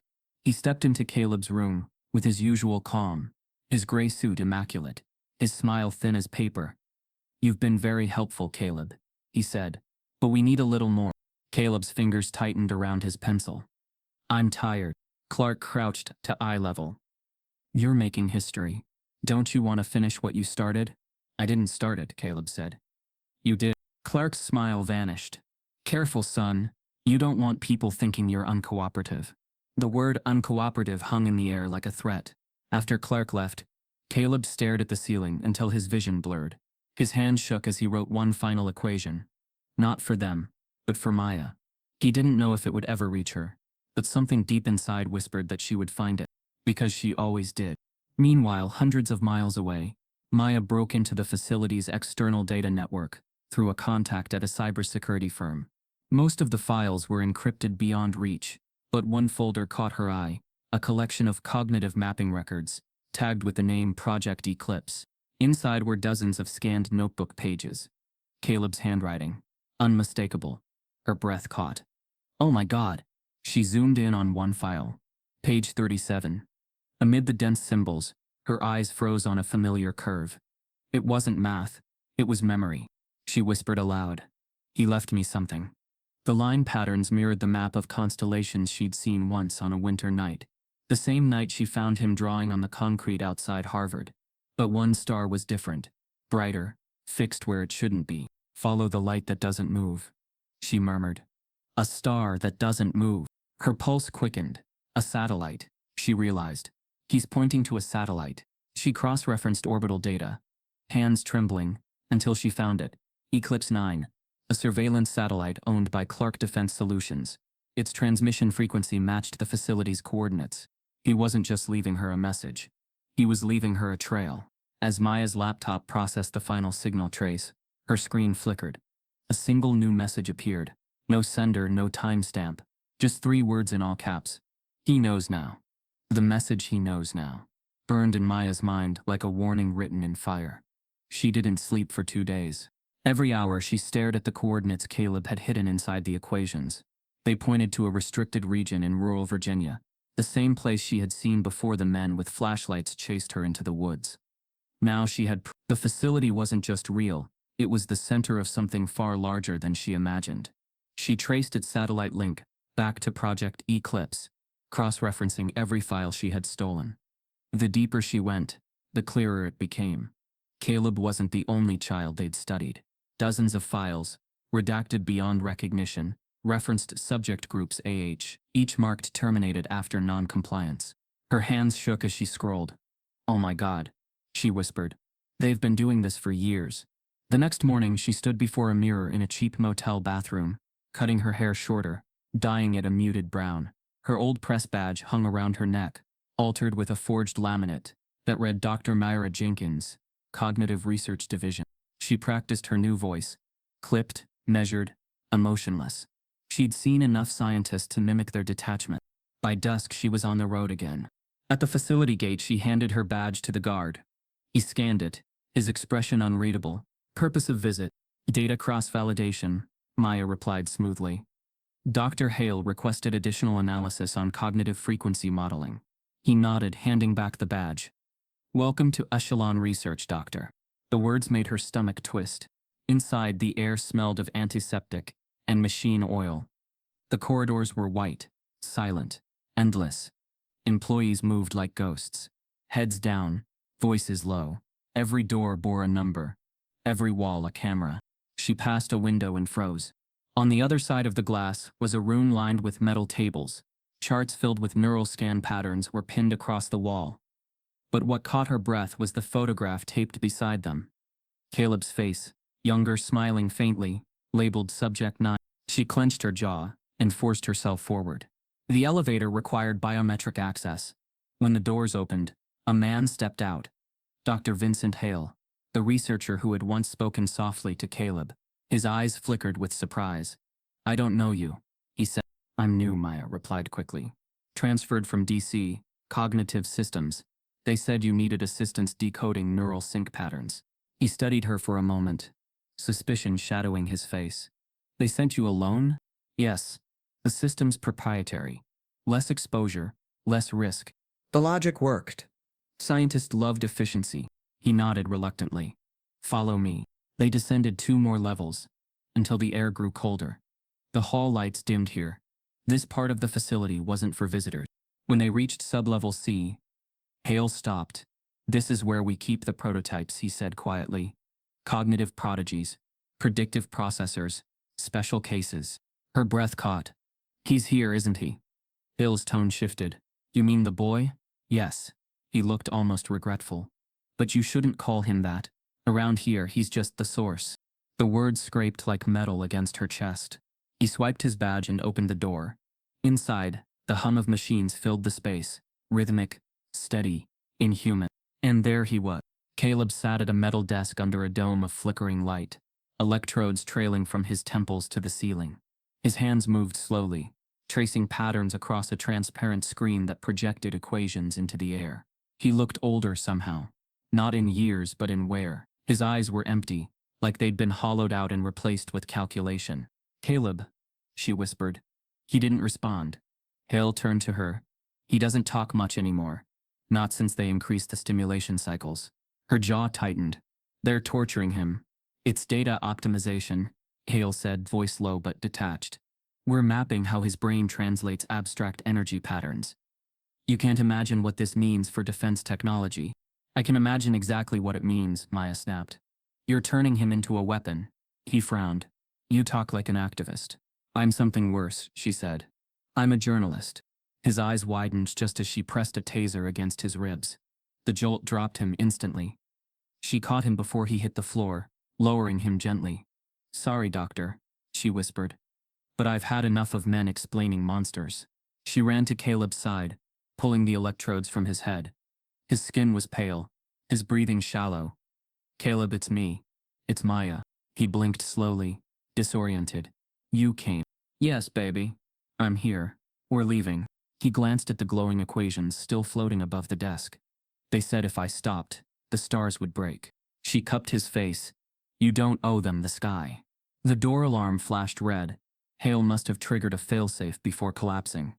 Sirens wailed through the corridor. Maya grabbed Caleb's hand. We have to go now.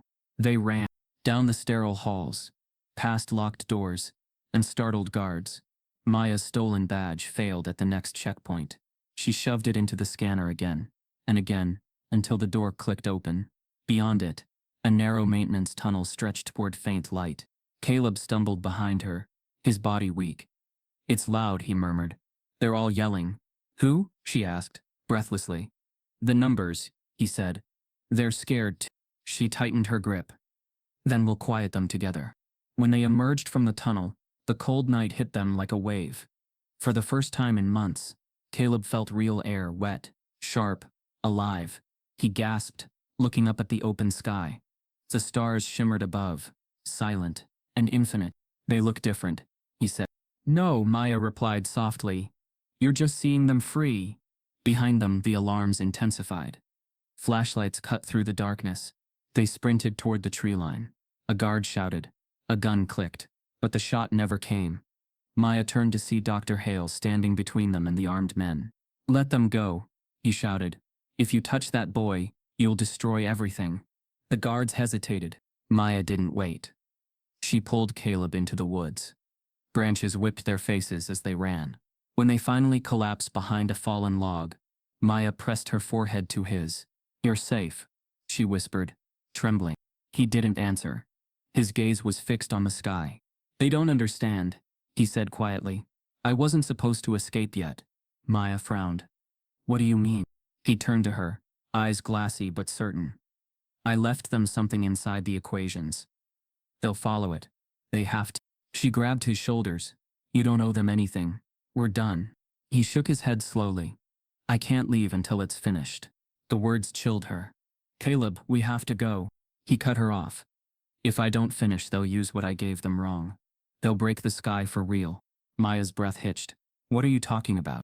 He looked up at the stars, tears streaking his face. I made them a door. I have to close it before they walk through. Behind them, the woods exploded with white searchlights. Voices shouted. Helicopters roared overhead. Maya turned toward Caleb, but he wasn't beside her anymore. She spun, panic rising, until she saw him standing in the clearing, illuminated by the spotlight, hands raised toward the sky. The clouds above him shimmered, bending light in impossible patterns, as though the universe itself were responding. And for the first time, Maya realized he wasn't just escaping. He was rewriting the world again. The night cracked open like a storm. In the clearing, under the glare of floodlights, Caleb stood motionless, a small figure framed against the trembling sky.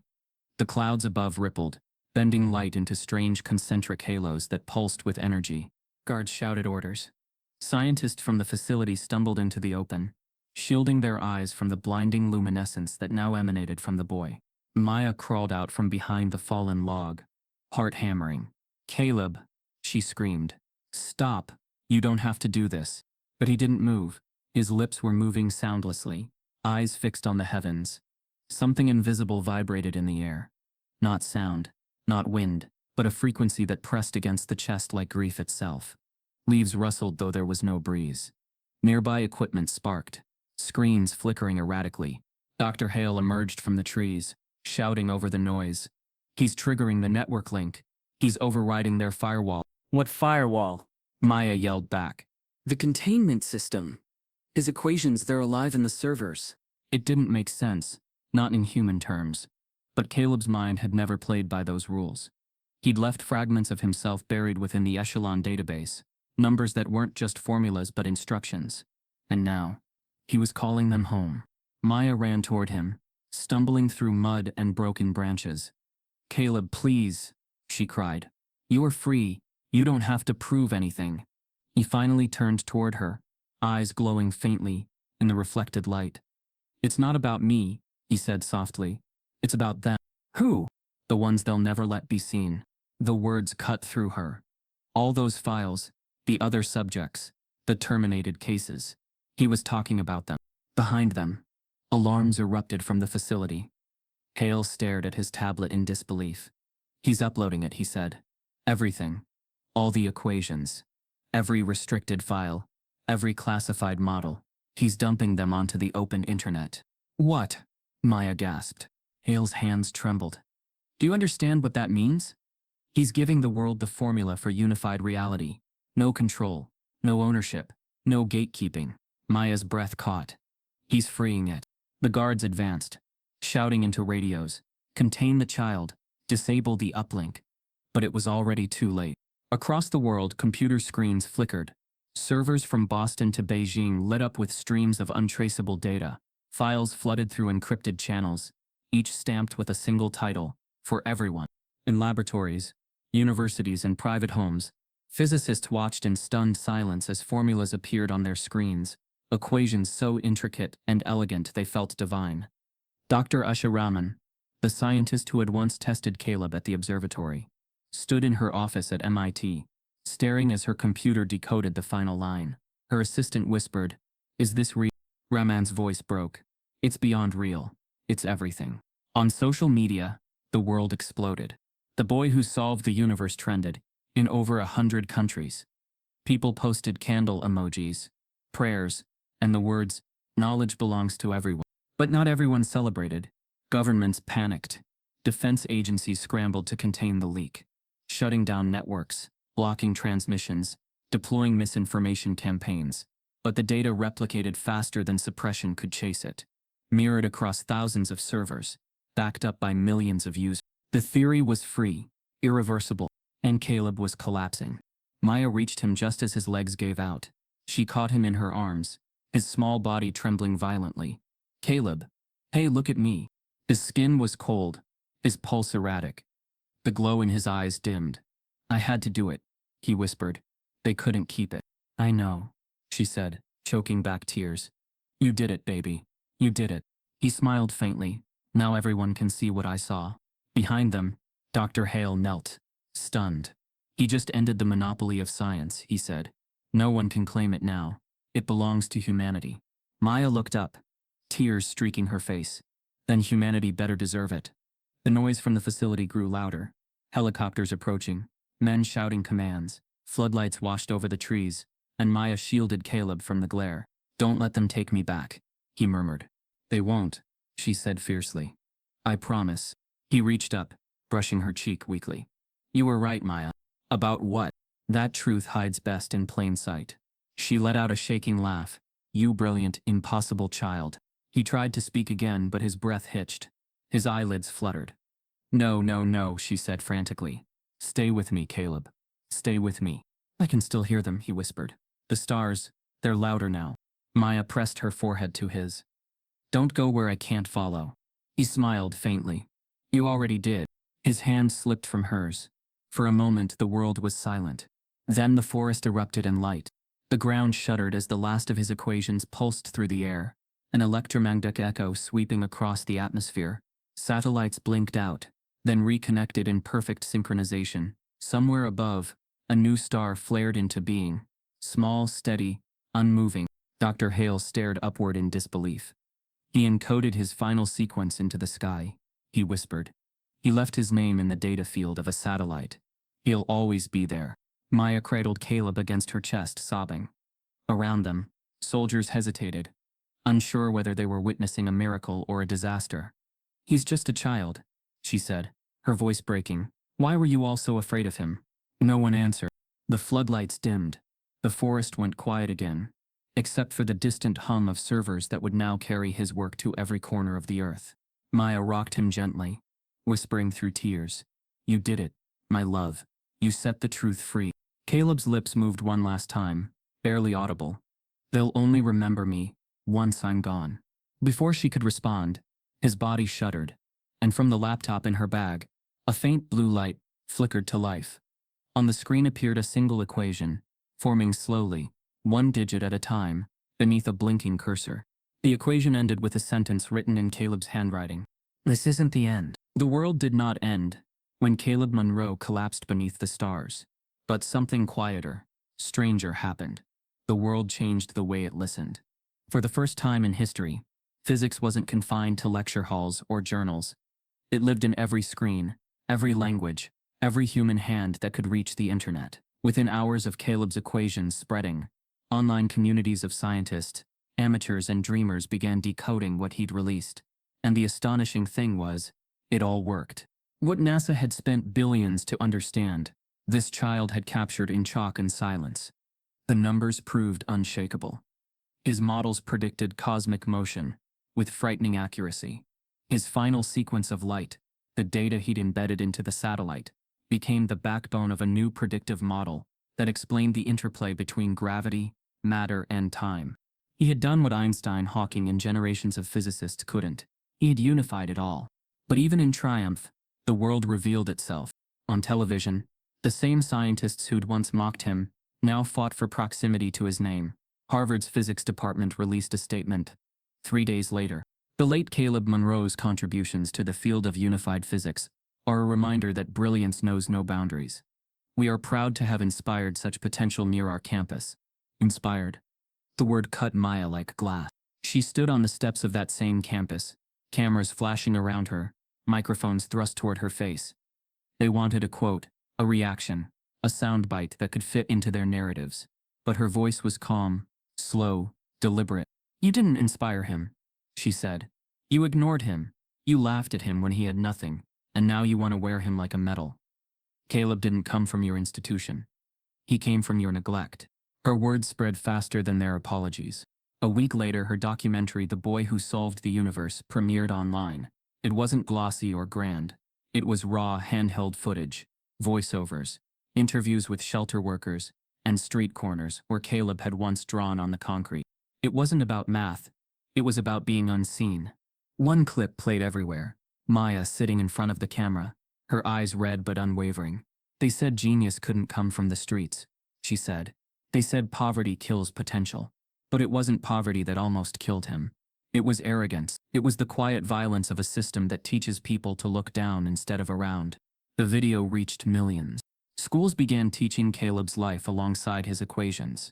His notebook pages, the ones Maya managed to recover from Echelon, were displayed in digital archives, annotated by physicists who called his work the most significant theoretical leap of the century.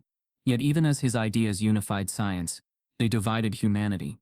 Religious leaders argued over what he had unlocked, proof of creation or evidence of chaos.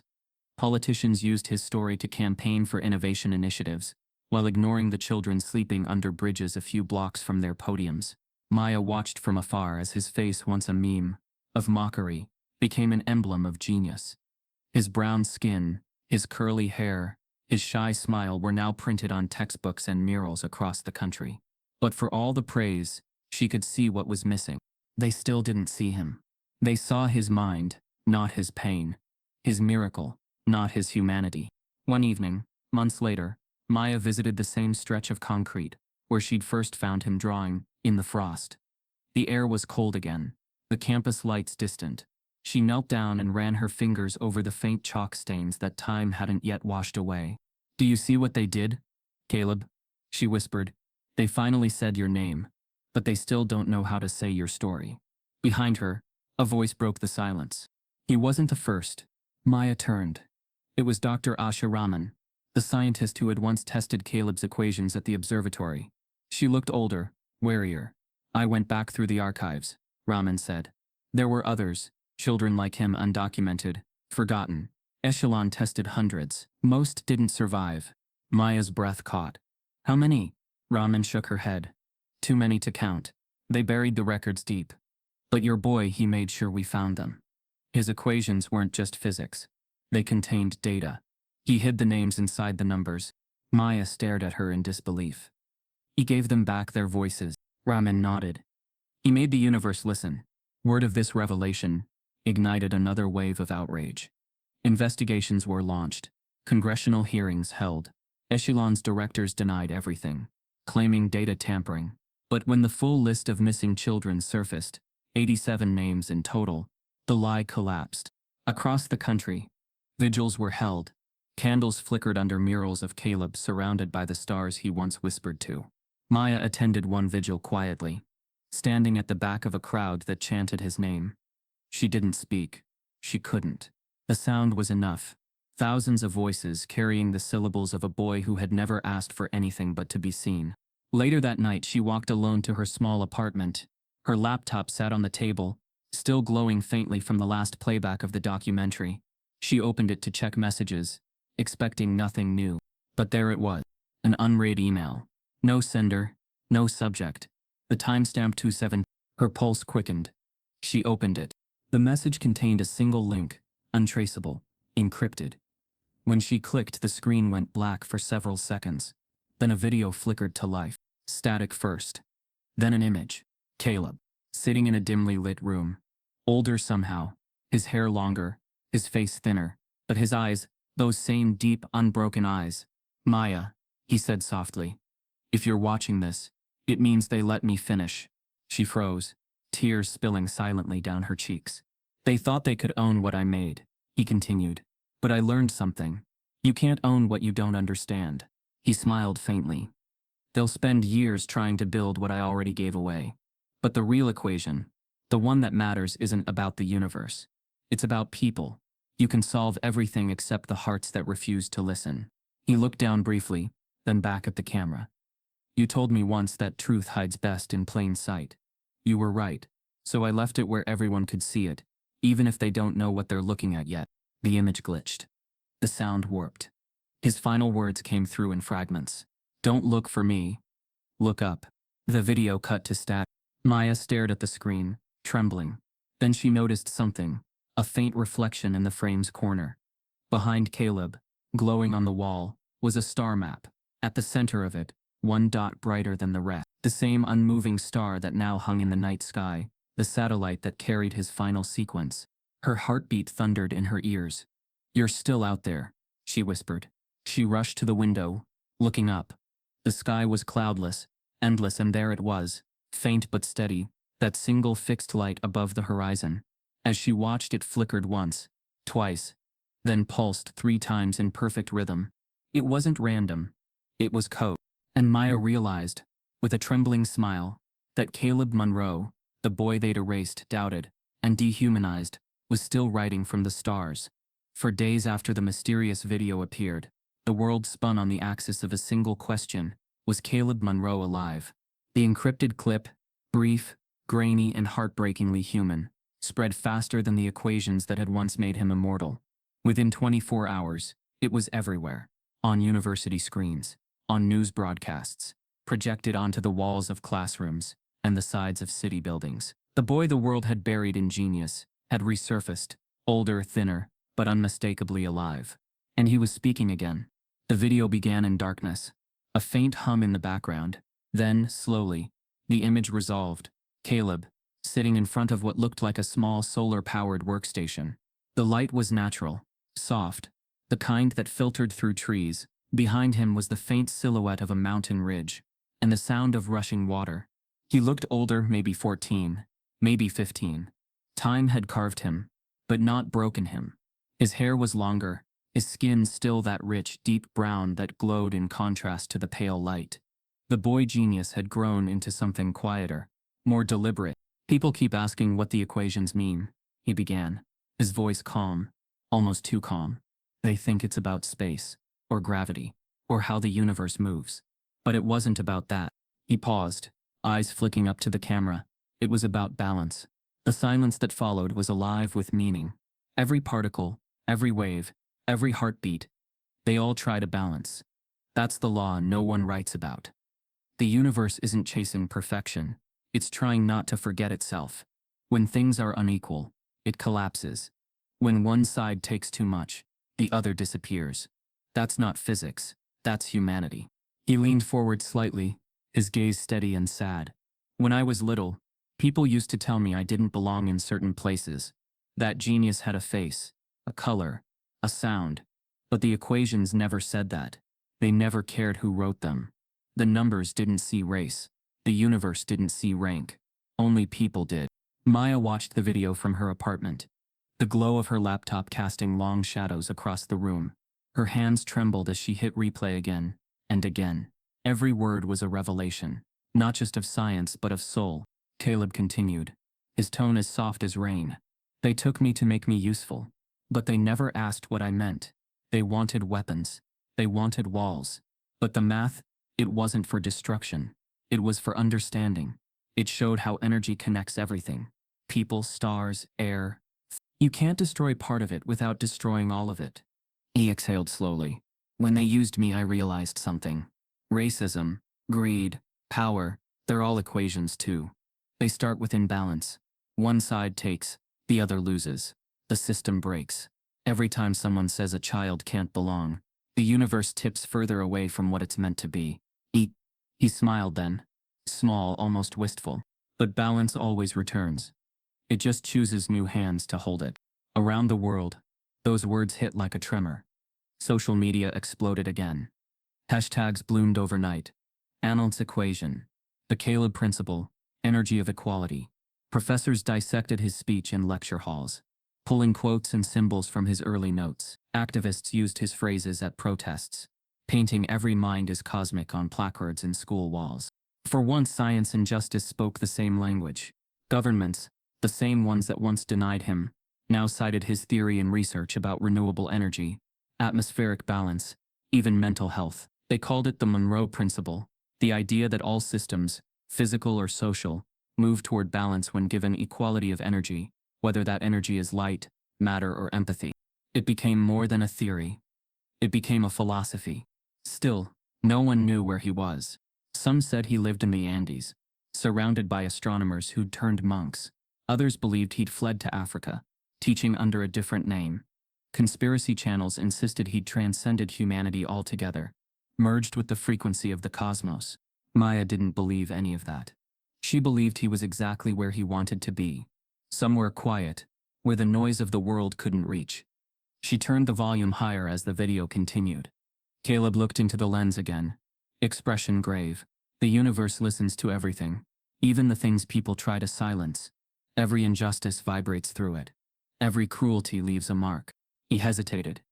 But kindness echoes louder. So if you ever feel small, remember, the smallest kindness can shift everything. Behind him, the wind picked up, rustling leaves. I used to think the universe was talking to me, he said. Now I know it was waiting.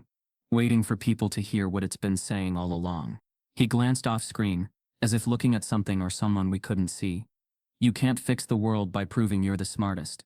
You fix it by remembering the ones who were never allowed to try. Maya pressed a hand to her mouth, tears slipping down her face. She knew he was talking to her, and through her to everyone who had ever been unseen. The video's timestamp flickered briefly before stabilizing. Caleb straightened in his chair, his voice softening. You know what I realized? He looked down at his hands, still scarred faintly from the wires they once forced him to wear. When you ignore the smallest mind, you lose the universe itself. Then the screen went black. For a moment, the world held its breath. The clip lasted only 6 minutes, but it reverberated across nations like a sermon. It was translated into over 70 languages. Schools replaced their morning pledges with his words. Physicists and poets quoted him in the same breath. The line, when you ignore the smallest mind, you lose the universe itself, was etched into memorials, classrooms, and research labs alike. But beneath the global awe, something else stirred, something quiet and dangerous, a shadow of fear. If Caleb was alive, where was he broadcasting from? How could he have accessed such secure networks? And if he had more to say, what else had he hidden? News anchors speculated. Governments denied. Scientists wondered aloud if there were still encrypted files buried within his theory. And Maya, staring at her darkened screen, whispered into the silence, "You're not done, are you?" She rose slowly and looked out the window. The same unmoving star, the one that carried his final equations, glowed faintly above the city, steady and eternal.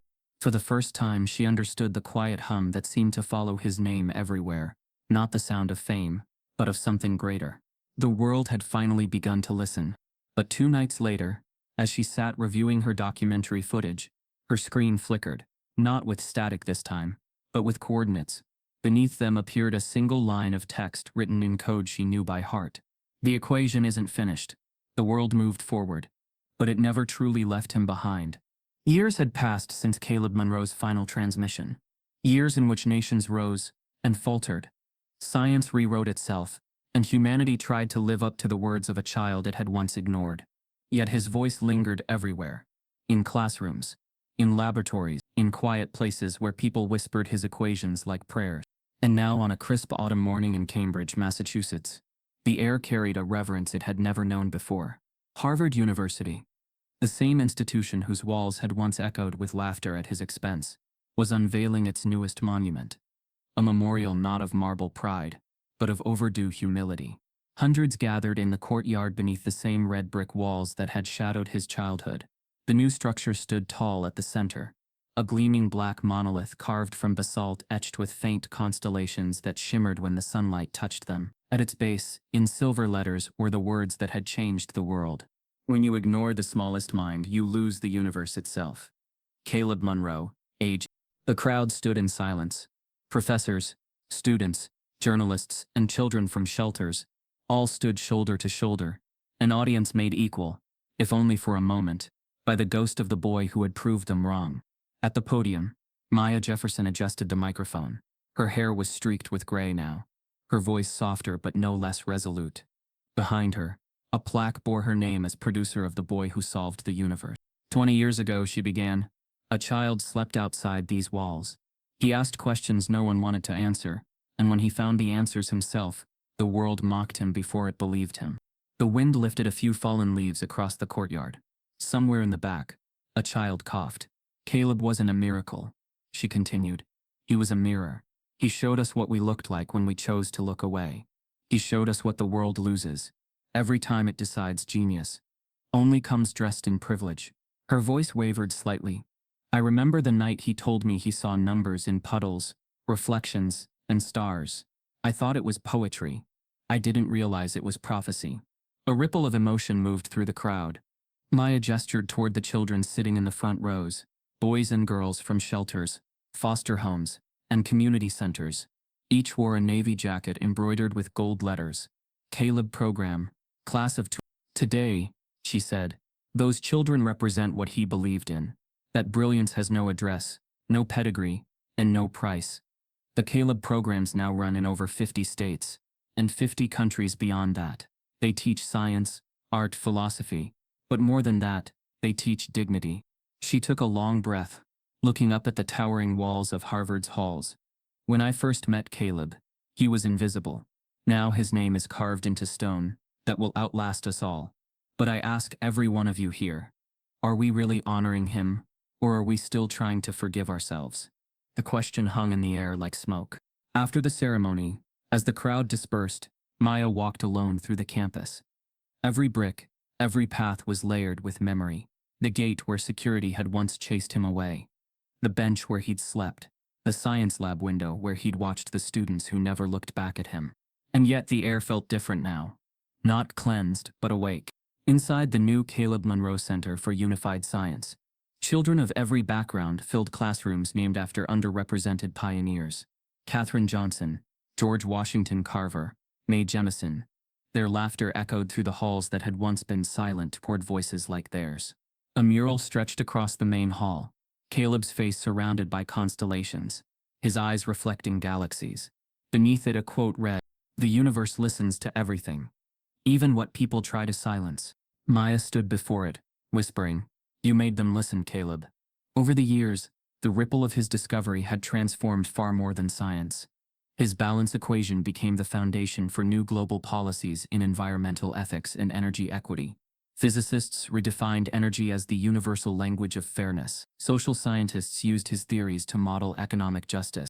And perhaps most profoundly, educators around the world began asking a single question before dismissing a child's curiosity. What if this is the next Caleb Monroe? It was a small question, but it changed everything. Still, even amid all the progress, Maya felt a quiet ache, the kind that no monument could cure. She had seen the way people deified him to avoid facing the truth. Caleb's story wasn't a fairy tale, it was a warning. Late one evening, she found herself alone in her office at the center. flipping through old files. One folder contained his earliest equations, still smudged with the fingerprints of the boy who had drawn them in the dirt. As she traced the lines, she noticed a small annotation she'd never read before, hidden in the margin. It said, "Balance isn't about being equal, it's about being seen." She closed her eyes, whispering, "You always knew what we didn't." Outside, the night deepened. The courtyard lights dimmed, and the memorial glowed faintly, each etched star reflecting the light of the city around it. Across the world, other memorials mirrored the same glow. In Johannesburg, in São Paulo, in Mumbai, each carrying the same inscription, each built not from grief, but from gratitude. And yet, even now, the world still argued about who discovered Caleb Monroe first. Scholars debated whether his final equations contained predictions about dark matter or human consciousness. Corporations fought for fragments of his unregistered code. Humanity was still learning, still stumbling toward balance. Maya often smiled at the irony.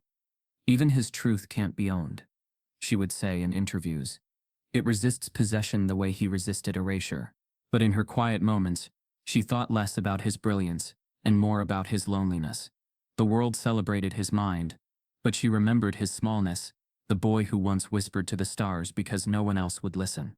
One evening, after a lecture, she sat on the campus bench near the new monument, staring at the soft amber sky. A group of students walked past, laughing. A homeless man gathered his belongings nearby, unnoticed by most. The sound of distant traffic hummed like memory. Maya looked up at the same horizon Caleb once did, where brilliance had been invisible, until it burned too bright to ignore. "We see you now," she whispered, "all of you." Her phone buzzed. A message from one of the Caleb program directors in Detroit. Attached was a photo. It showed a classroom full of children holding a new book, The Universe According to Caleb Monroe. The cover bore his smiling face, not the haunted prodigy of the past, but the gentle child Maya remembered before the world had discovered him. She smiled through tears. "You finally got your book, baby." That night, news channels broadcast the opening of the 100th Caleb program, worldwide.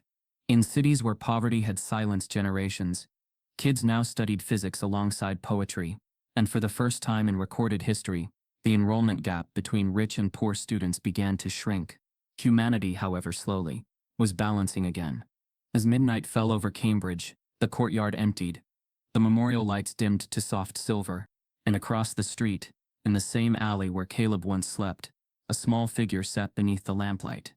A boy, no older than 8, wrapped in a tattered coat, clutched a frayed backpack to his chest. His face was thin, his eyes wide and curious. In his hands he held a worn paperback, The Universe According to Caleb Monroe. He traced the embossed letters of the title, whispering each word aloud, like a secret spell. Then he looked up. Above him, the stars shimmered, the same constellations Caleb once decoded, the same unmoving light that bore his final message. The boy smiled faintly, and somewhere beyond time, it almost felt as though the universe smiled back. A soft breeze passed through the courtyard, rustling the pages of the boy's book. The final chapter heading glowed under the lamplight. The next equation. The boy lifted his eyes toward the towering Harvard walls, no longer afraid, only curious, and whispered, "Maybe it's my turn to finish it." No child should ever have to prove their innocence just to be seen as human. If stories like this break your heart, it means your heart still works. Type yes if you believe justice shouldn't depend on skin color, and subscribe so their voices are never silenced again.